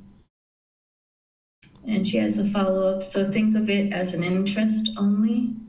Right, that you have an interest in this, but also, if you have an interest in eating waffles and you eat them every single weekend, then this maybe your mind is speaking interest because that's kind of like the right answer, but deep inside the mind still has this craving. So the only way for you to discern whether or not it's truly craving or whether you're just using the right words because your teacher told you what those words are, instead introduce some impermanence in the situation, that where you observe that the mind is having this interest in eating waffles, then go 2 or 3 or 4 weekends without eating them and see how the mind deals with that. And that's the only way that you're going to know whether there's a real craving there or not. And if you observe that the mind is longing and yearning for these waffles, then you have to go extended periods of time without them until it finally releases this craving.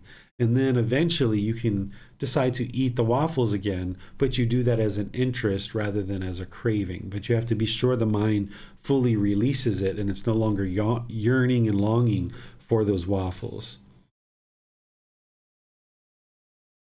It looks like Jan has her hand raised.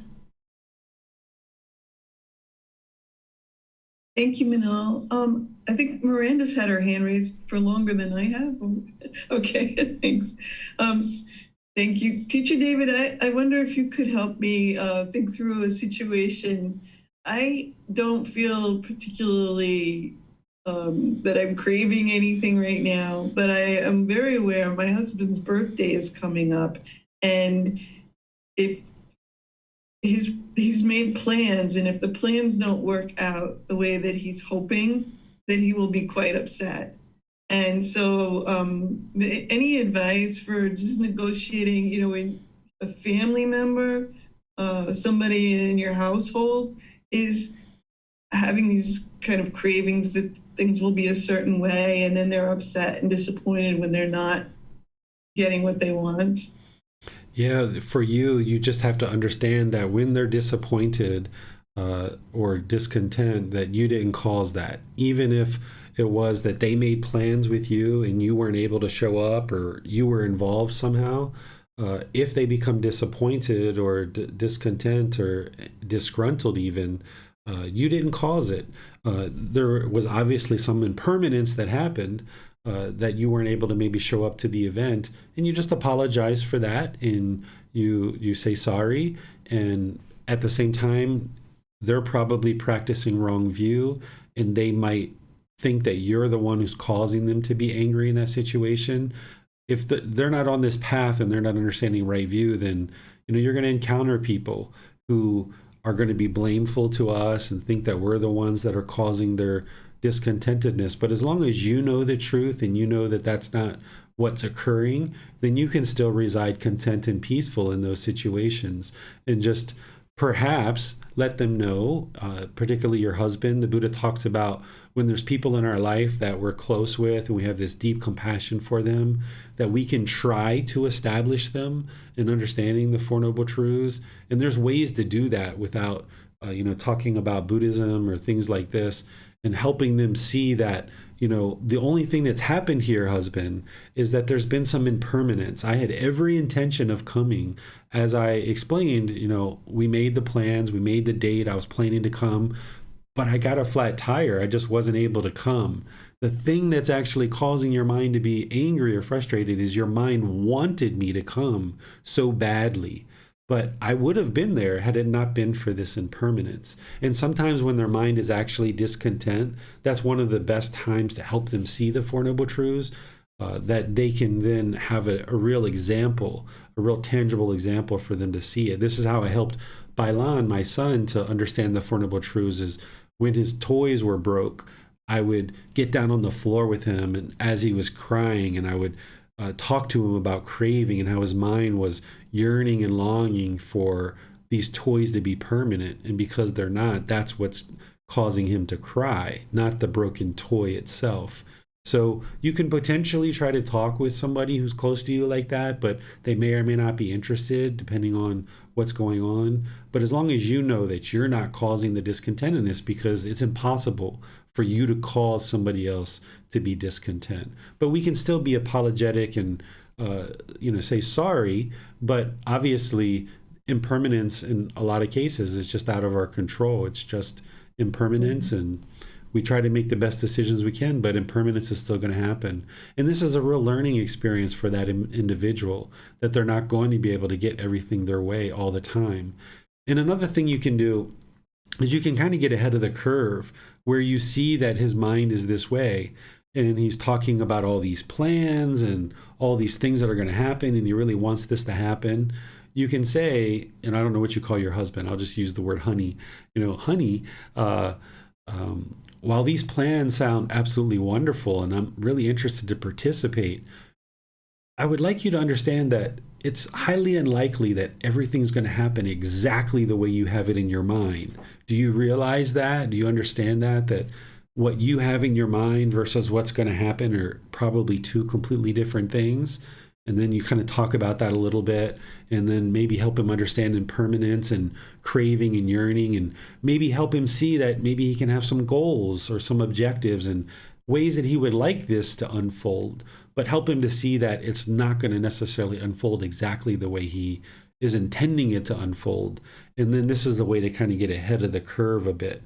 But still, he can still get upset during the impermanence that happens, that this doesn't occur the way that he would like it to occur. But if you do this over multiple situations because you're living close with him, then he can gradually start to see that it's his own craving, desire, attachment that's causing the discontentedness, and you can kind of get ahead of the curve a little bit. But until somebody truly gets on the path and they're doing things like breathing mindfulness meditation and practicing generosity and doing the Eightfold Path and all the other teachings, they're not going to be able to eliminate discontentedness until they get firmly on the path. But you can kind of help ease the troubles that people experience if they're open to talking to you, and you can discuss these things with them on a person-to-person basis, particularly people that we live with, because those tend to be people that are more open to talking with us and understanding a bit of what's going on in their mind. Thank you, sir. You're welcome. Go to Miranda next. Thank you, Manal.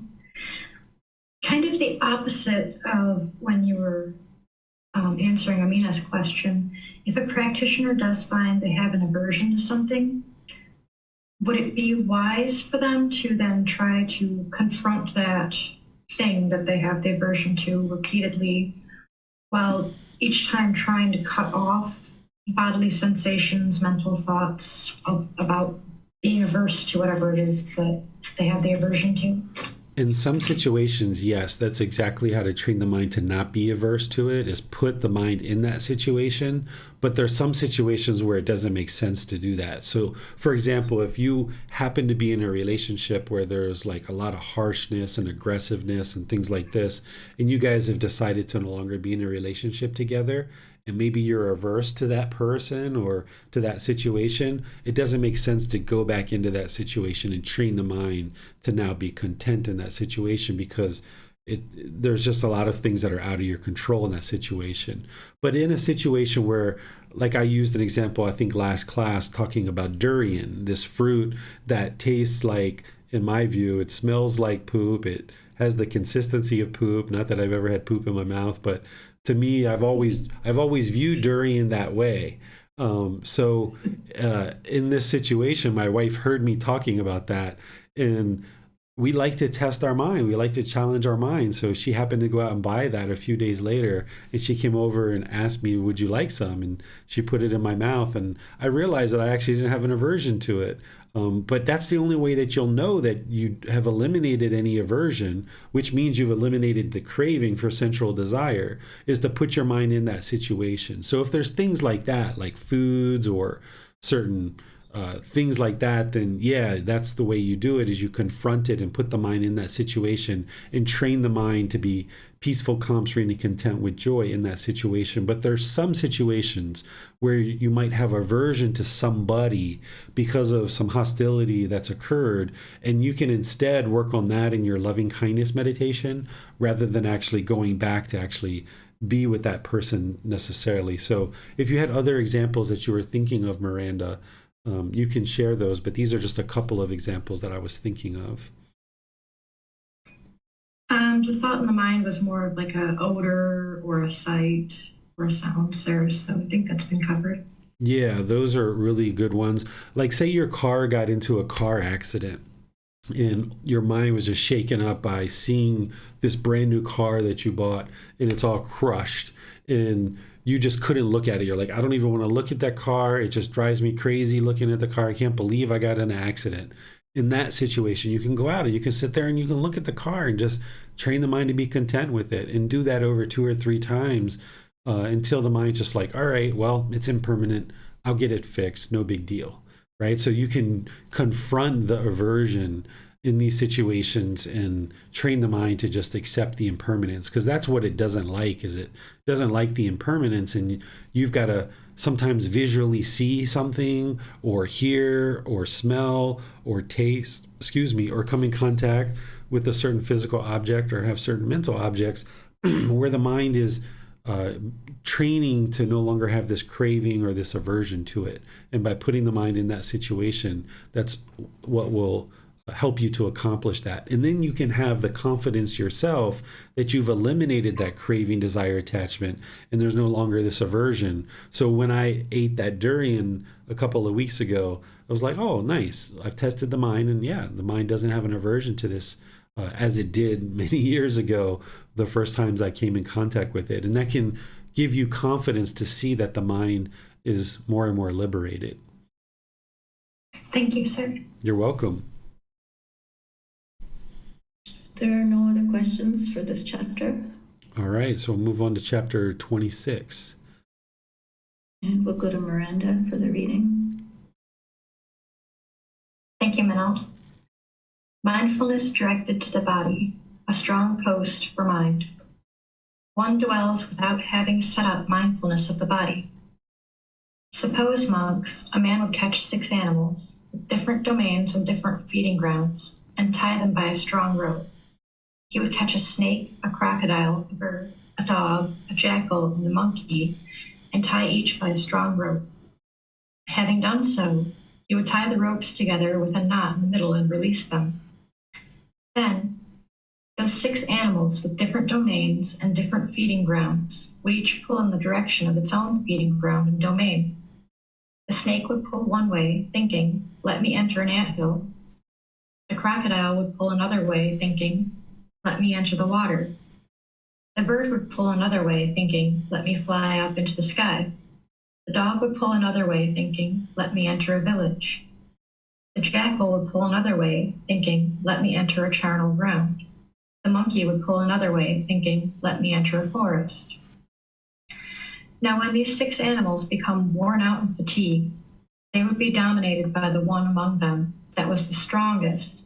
They would submit to it and come under its control. So too, monks, when a monk has not developed and cultivated mindfulness directed to the body, the eye pulls in the direction of agreeable forms and disagreeable forms are repulsive. The ear pulls in the direction of agreeable sounds, and disagreeable sounds are repulsive. The nose pulls in the direction of agreeable odors, and disagreeable odors are repulsive. The tongue pulls in the direction of agreeable flavors, and disagreeable flavors are repulsive. The body pulls in the direction of agreeable physical objects, and disagreeable physical objects are repulsive. The mind pulls in the direction of agreeable mental objects, and disagreeable mental objects are repulsive. It is in such a way that there is non-restraint.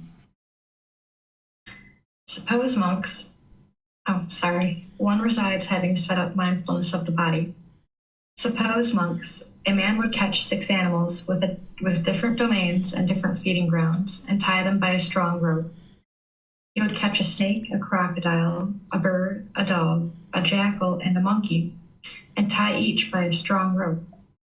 Having done so, he would bind them to a strong post or pillar.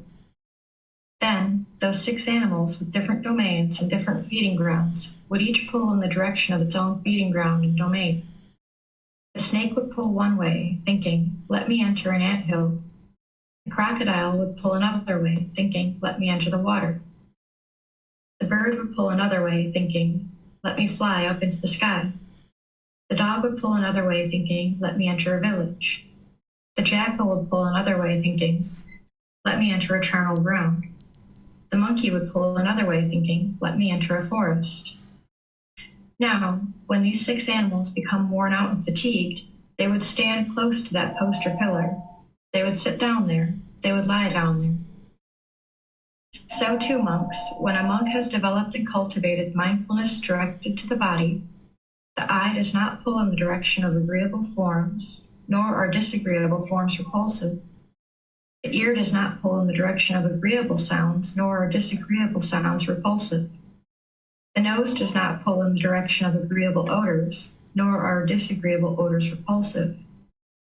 The tongue does not pull in the direction of agreeable flavors, nor are disagreeable flavors repulsive. The body does not pull in the direction of agreeable physical objects, nor are disagreeable physical objects repulsive. The mind does not pull in the direction of agreeable mental objects, nor are disagreeable mental objects repulsive. It is in such a way that there is restraint. A strong post or pillar, this, monks, is a designation for mindfulness directed to the body. Therefore, monks, you should train yourselves thus. We will develop and cultivate mindfulness directed to the body, make it our vehicle, make it our basis, stabilize it, exercise ourselves in it, and fully perfect it. Thus should you train yourselves. All right. Thank you, Miranda. So here the Buddha is talking about the importance and the difference of not having this mindfulness directed to the body. And what mindfulness directed to the body is having awareness of those bodily sensations that we talk about as part of the 4 foundations of mindfulness. And you're cultivating this awareness of the bodily sensations in meditation, but then you're practicing it in daily life, that you observe when discontentedness is arising, there's these bodily sensations. And when you have awareness of those bodily sensations, you're gaining restraint and control over the mind. But when you don't have that, you don't have this restraint. And he talks about this first aspect of if you don't have restraint, you don't have awareness of these bodily sensations. It's like tying 6 animals to a rope, and they're all tied to each other in the middle, and they're all going to pull in different directions. And when all the other 5 get tired, there'll be one particular animal that everyone kind of gets pulled by, that one particular one. And what he's talking about is the 6 sense bases, that the mind, as it longs and yearns through these 6 sense bases, if there's no awareness of the bodily sensations that are arising discontentedness, and you cut that off and let it go, when you don't have that, then there's going to be at least one particular sense base that is going to be dominant, and it's going to pull, and it's going to still have craving, desire, attachment, and you're going to experience discontentedness.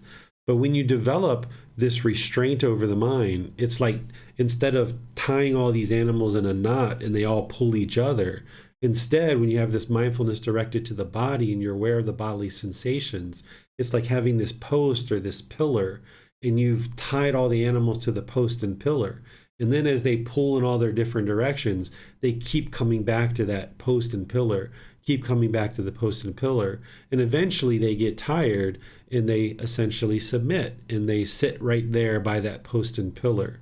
So your breath in meditation is the post and pillar that allows you to develop the awareness of these bodily sensations. And then in daily life, these bodily sensations, when you observe them with conditioned pleasant feelings, painful feelings, and neither painful nor pleasant, you cut them off and let them go, so that the mind can now no longer be longing and yearning through the sense bases, but it keeps getting pulled back to this middle way.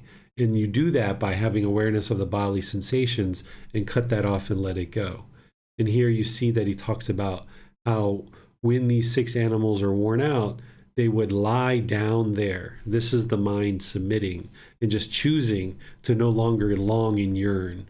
So that when you observe the bodily sensations, when you cut it off and let it go over multiple times, over many months, then eventually the mind will just give in, and it will no longer long and yearn through these sense bases, and the mind will just be perfectly in the middle. And that's where the mind is liberated. And it's this breathing mindfulness meditation that's going to help you to get to that point, because you're going to be developing awareness of the 4 foundations of mindfulness. And then it's being active and dedicated and diligent in your practice, that when you observe bodily sensations associated with discontentedness arising, you cut that off and let it go. And that's why the Buddha says, okay, you need to fully perfect this as part of your training. If you don't perfect this part of your practice, you won't get to enlightenment. But conversely, the Buddha also says somebody who's aware of the bodily sensations when discontentedness is starting to arise, and you can cut it off and let it go there, he says this person is very near to enlightenment. Because when you're able to observe that very clearly, and you've trained the mind to the point where you can easily let it go, when you see those bodily sensations, this person is getting nearer and nearer to enlightenment, because you're gaining more control and more restraint over the mind.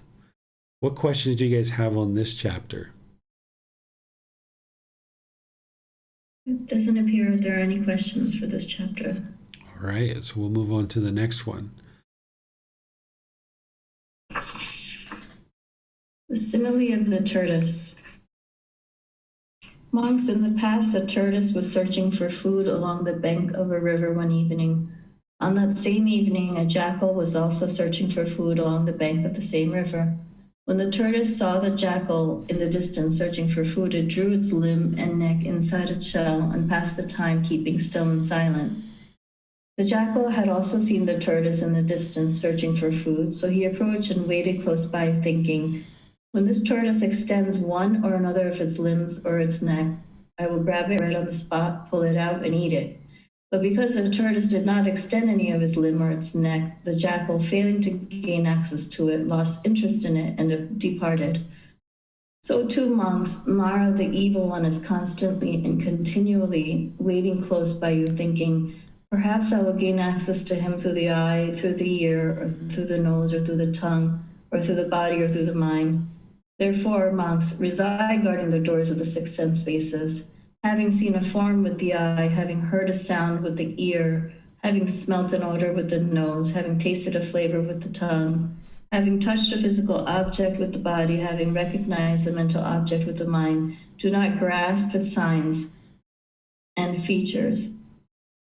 Since if you leave the eye sense base unguarded, the ear sense base unguarded, the nose sense unguarded, the tongue sense unguarded, the body sense unguarded, the mind sense base unguarded, evil, unwholesome states of craving and displeasure might invade you. Practice the way of its restraint. Guard the eye sense base, the ear sense base, the nose sense base, the tongue sense base, the body sense base, the mind sense base. Undertake the restraint of the eye sense base and ear sense base, the nose sense base, the tongue sense base, the body sense base, and the mind sense base. When, monks, you reside guarding the doors of the six sense spaces, Mara, the evil one, failing to gain access to you, will lose interest in you and depart just as the jackal departed from the tortoise.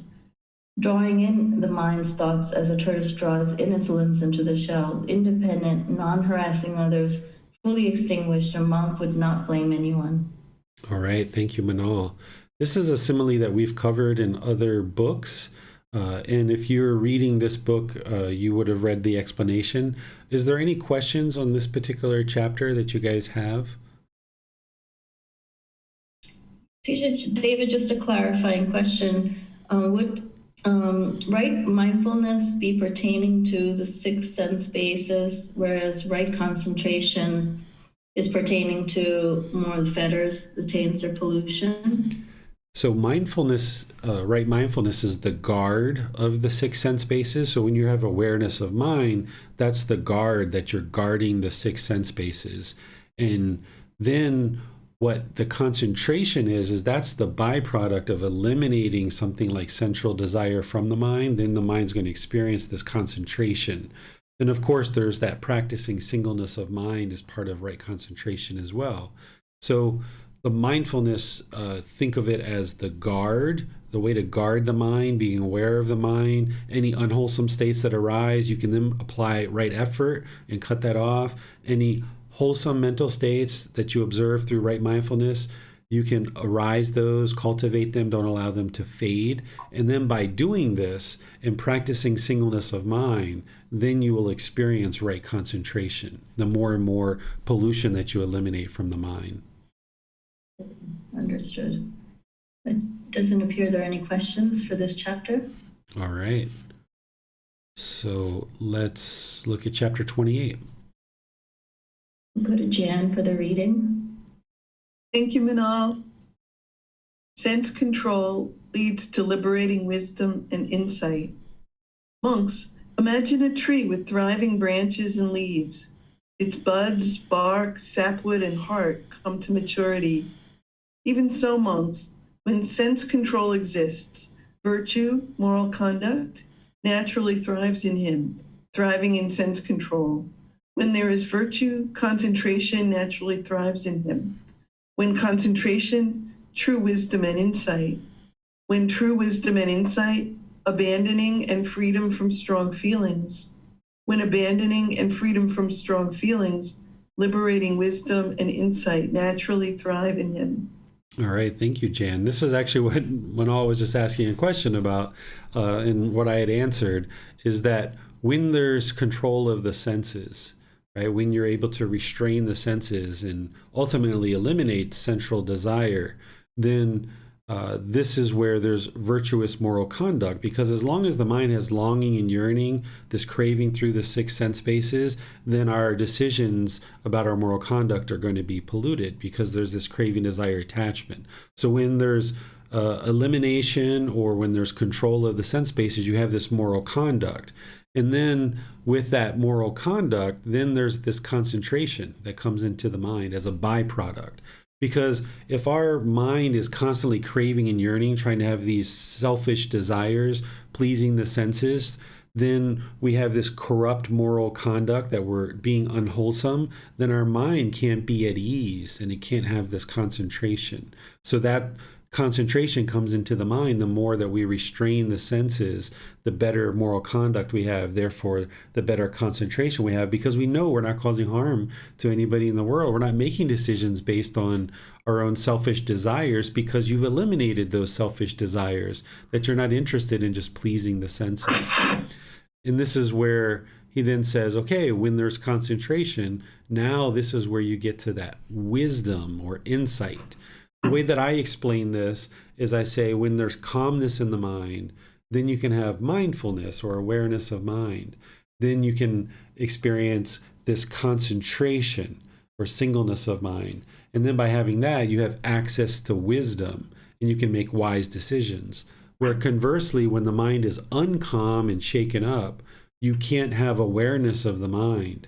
And then you don't have concentration, therefore you can't access wisdom. So this is why when you're in a certain difficult situation, if you're not practicing equanimity and the mind's shaken up, you might actually make decisions in that difficult situation that makes the situation worse. But by maintaining your calmness, you can maintain your mindfulness, maintain your concentration, and there you can access wisdom in this difficult situation. The equanimity or this evenness of temper, this calmness, this composure is allowing you to make wiser and wiser decisions about whatever it is that you're facing as a challenge. And now you're ensuring that you're making decisions that aren't producing more unwholesome results, because everything on this path is all about getting to wisdom. Because it's ignorance or the unknowing of true reality that is causing the mind to be discontent and continuous through this cycle of rebirth. So when you get to wisdom and you're making wise decisions and putting those out into the world, then wholesome things are going to be coming back to you. You'll keep experiencing more and more wholesomeness. So if you allow your mind to be uncalm, not have mindfulness, not have concentration, and you don't have access to wisdom, you're going to be making more and more unwise decisions. So you need to cultivate this calmness or this equanimity, this tranquility in the mind, where the mind is relaxed and calm, but yet attentive and alert. Relaxed and calm, yet attentive and alert. That's what the enlightened mind is going to experience. So with this equanimity and tranquility, now you have mindfulness, concentration, access wisdom. Every decision you're making is based in wisdom, and you're experiencing the results of your wise decisions through wholesome outcomes. What questions do you guys have on this chapter? Miranda has her hand raised. Thank you, Manal. Just a little question just for clarification. It says when true wisdom and insight here, and then the next line down talks about liberating wisdom and insight. Is that the same thing and he was just using different wording, or are those two different types of wisdom, sir? It's still wisdom, but it's a matter of cultivating enough wisdom that you liberate the mind, because ignorance is that top part of dependent origination, and wisdom is what unravels dependent origination and gets you to enlightenment. So when there's true wisdom and insight, this is just, okay, you're exercising essentially your wisdom and insight, which helps you to get to abandoning of strong feelings. And then as you've done that enough and repeatedly over and over and over, where the feelings are diminishing in terms of discontentedness, then with the abandoning of the strong feelings, then the mind has been liberated by wisdom, that the mind has gotten to the point where you've accomplished what the Buddha calls final knowledge, that you fully understand this path because the mind is now fully liberated. Where when you're in the process of getting to enlightenment, you're going to have true wisdom, but it's not liberating wisdom yet because the mind isn't yet fully liberated. So it's still wisdom, but it's just a matter of whether the mind's liberated or unliberated, because as long as there's even a slight little sliver of sensual desire or a slight little sliver of conceit or arrogance or pride or any of these other fetters, then the mind hasn't yet been liberated by wisdom because there's still ignorance in the mind. So it's a matter of kind of being in the process of doing that and using the wisdom to do that versus actually having accomplished that 100% through getting to the point where you've accomplished final knowledge and now the mind is completely liberated by wisdom. Okay, thank you. Thank you, sir. You're welcome. There are no other questions for this chapter. All right, so we'll go to 29. We're going to try to go to Punya to read chapter 29. Thank you, Manal. I will try. Without restraint, one dwells diligently. With restraint, one recites diligently. And how monks does one dwell diligently? If one dwells without restraint over the eye sense bed, the mind is soiled among forms recognizable by the eyes. If the mind is soiled, there is no gladness. When there is no, when there is no joy, there is no tranquility, calm. When there is no tranquility, one dwells is discontentedness.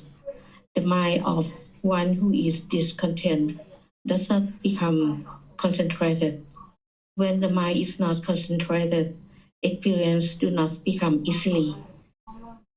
Experience do not become easily recognizable or clear in the mind, because experience do not become easily recognizable or clear in the mind. One is considered as one who dwells negligently. Similar discourses are spoken in the case of ear sense bed, the nose sense bed, the tongue sense bed, the body sense bed, and the mind sense bed. It is in such a way monks does one dwell negligently, and how monks does one recite negligently. If one recites with the restraint over the eye sense bed, the mind is not soiled among forms recognizable by the eye. If the mind is not soiled, gladness is born. When one is gladdened, joy is born. When the mind is afflicted by joy, the body becomes tranquil, calm. One tranquil in body experiences contentedness. The mind of one who is content becomes concentrated. When the mind is concentrated, experience becomes easily recognizable or clear in the mind. Because experiences become easily recognizable or clear in the mind, one is considered as one who resides diligently. Similar discourses are spoken in the case of the ear sense base, the nose sense base, the tongue sense base, the body sense base, and the mind sense base.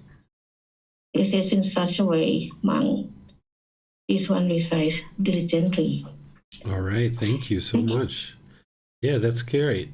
So here, the Buddha is essentially talking about this restraint, that by having a restraint over the sense bases, this is diligence. And when we don't have restraint over the sense bases, then we're negligent in terms of what we're working towards. And by not having this restraint and dwelling negligently, he's saying that the mind is soiled. So there's no gladness, because as long as there's craving and yearning in the mind, you're going to experience temporary pleasant feelings sometimes. But because the mind is soiled, you're going to also experience sadness and anger and frustration. So there can't be gladness. There can't be this permanent gladness. You can only have it temporarily. And there can be no joy. And there can be no tranquility, because the mind's going up and down and up and down and up and down. So if we're negligent in looking over the sense bases and we're not restraining the mind, observing this longing and yearning and pulling the mind back, then we're going to continue to experience this soiled mind with no gladness, no joy, no tranquility, and there's going to continue to be discontentedness. But conversely, when we reside diligently and we have restraint over the sense bases, then the mind isn't soiled with craving, desire, attachment. It's not polluted with craving, desire, attachment. And that's where gladness can come into the mind. This joy, this uplifting joy. The mind can become tranquil because the mind becomes tranquil so that the body then becomes tranquil or calm. And then as we do this, our mind becomes more clear. Here the Buddha is talking about the mind becomes concentrated. Experiences become easily recognizable or clear in the mind. This is where I talk about the advantages of the enlightened mind, is that there's focus, there's concentration, there's clarity of mind, and there's this deep memory. Because as long as the mind's polluted, the mind is what the Buddha calls muddled. But when you clear out the pollution of something like sensual desire, then the mind can experience this focus, concentration, clarity of mind, and deep memory. And the Buddha's explaining that as a clear in the mind. And this is then helping you in your personal and professional relationships. Because as long as the mind is craving with sensual desire through these sense bases, you're going to make selfish decisions in your personal and professional relationships. You're going to lack concentration. The mind's going to be muddled. And you're going to find it more difficult to perform in these situations. But when you clear out the mind of the pollution, and now the mind is not longing and yearning for certain selfish desires through the sensual desire, now the mind can have this concentration and this clarity, and now your personal and professional relationships can blossom because you're making decisions based on the best interest of all those involved, rather than fulfilling our own cravings through our sensual desires. What questions do you guys have on this one?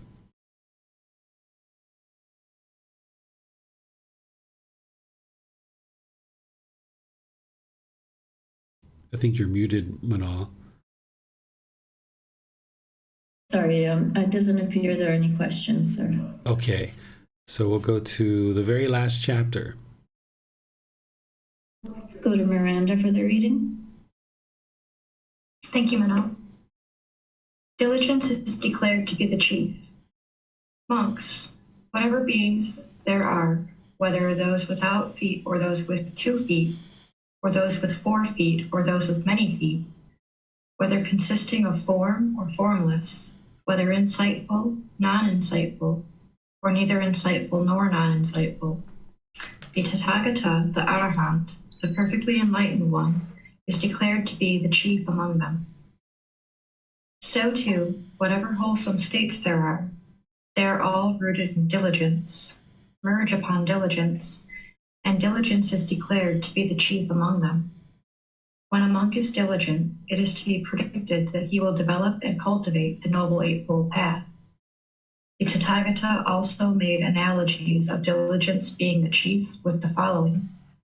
Elephant's footprint being the chief among footprints of all living beings. Roof peak being the chief among all the rafters of a peaked house. Black orris being the chief among all fragrant roots. Red sandalwood being the chief among all fragrant heartwoods. Jasmine being the chief among all fragrant flowers. Wheel-turning monarch being the chief among all petty princes. Radiance of the moon being the chief among the radiance of all the stars. The sun in autumn, when the sky is clear and cloudless, shines and beams and radiates. Cassian cloth being the chief among all woven cloths. All right. Thank you, Miranda. So here, there's kind of a common theme throughout the chapters that we've been exploring today, which is diligence, being determined, being dedicated, not complacent. Because when we allow the mind to be negligent or complacent, then we just allow those central desires to permeate in the mind.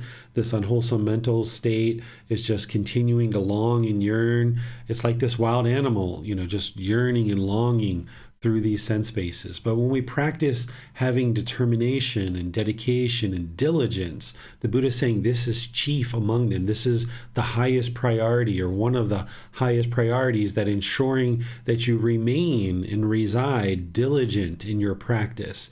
Not only in meditation and ensuring that you're meditating regularly and building that up and finding it easier and easier to meditate each day, but also in daily life where you observe these bodily sensations arising due to the discontentedness that is coming into the mind.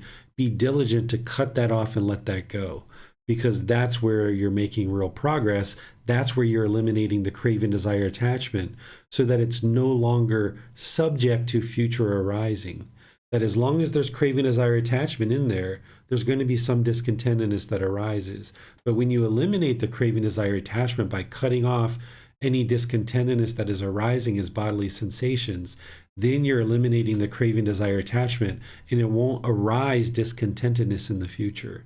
That's what he's describing here, is remaining diligent, having that mindfulness, that awareness of the mind longing through these sense spaces. And then when it latches onto something and discontentedness is starting to arise, be aware of those bodily sensations, cutting them off and letting it go. And that's where you're starting to get to real liberation, because now you're starting to control the mind and have this discipline of the mind.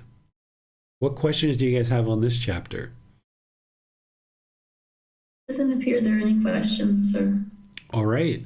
So next week, we're going to be exploring chapters 31 through 40. So you guys can read those ahead of time if you like. Read them maybe even after class if you like. This is a way to really soak the teachings into the mind.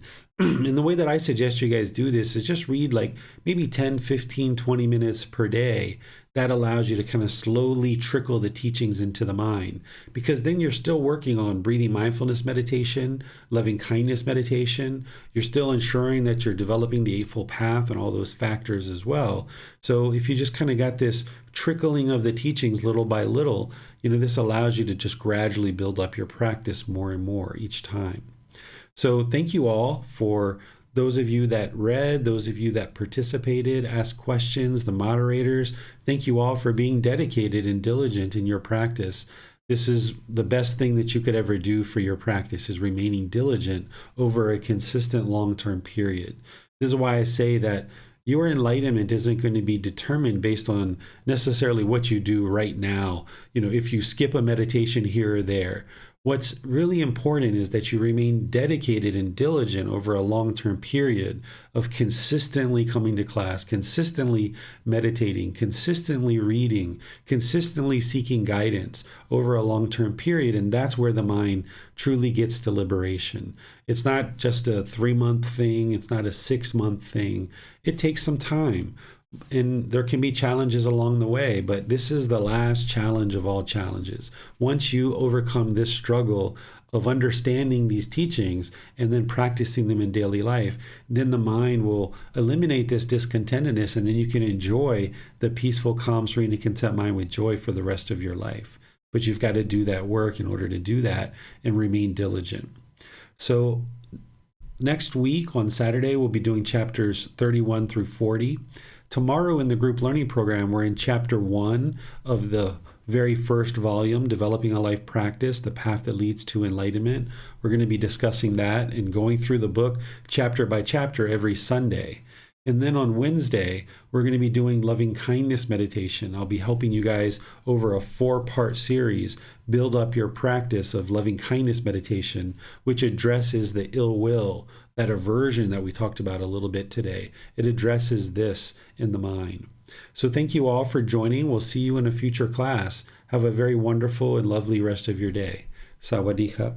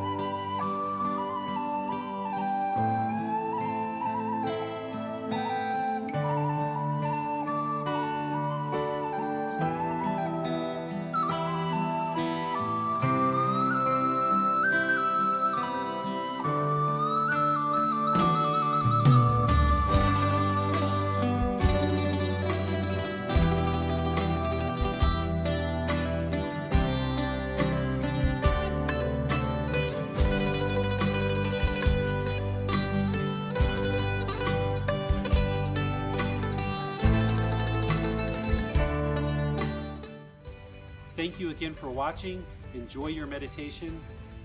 Look forward to seeing you online and answering any questions that you might have. Thank you so much.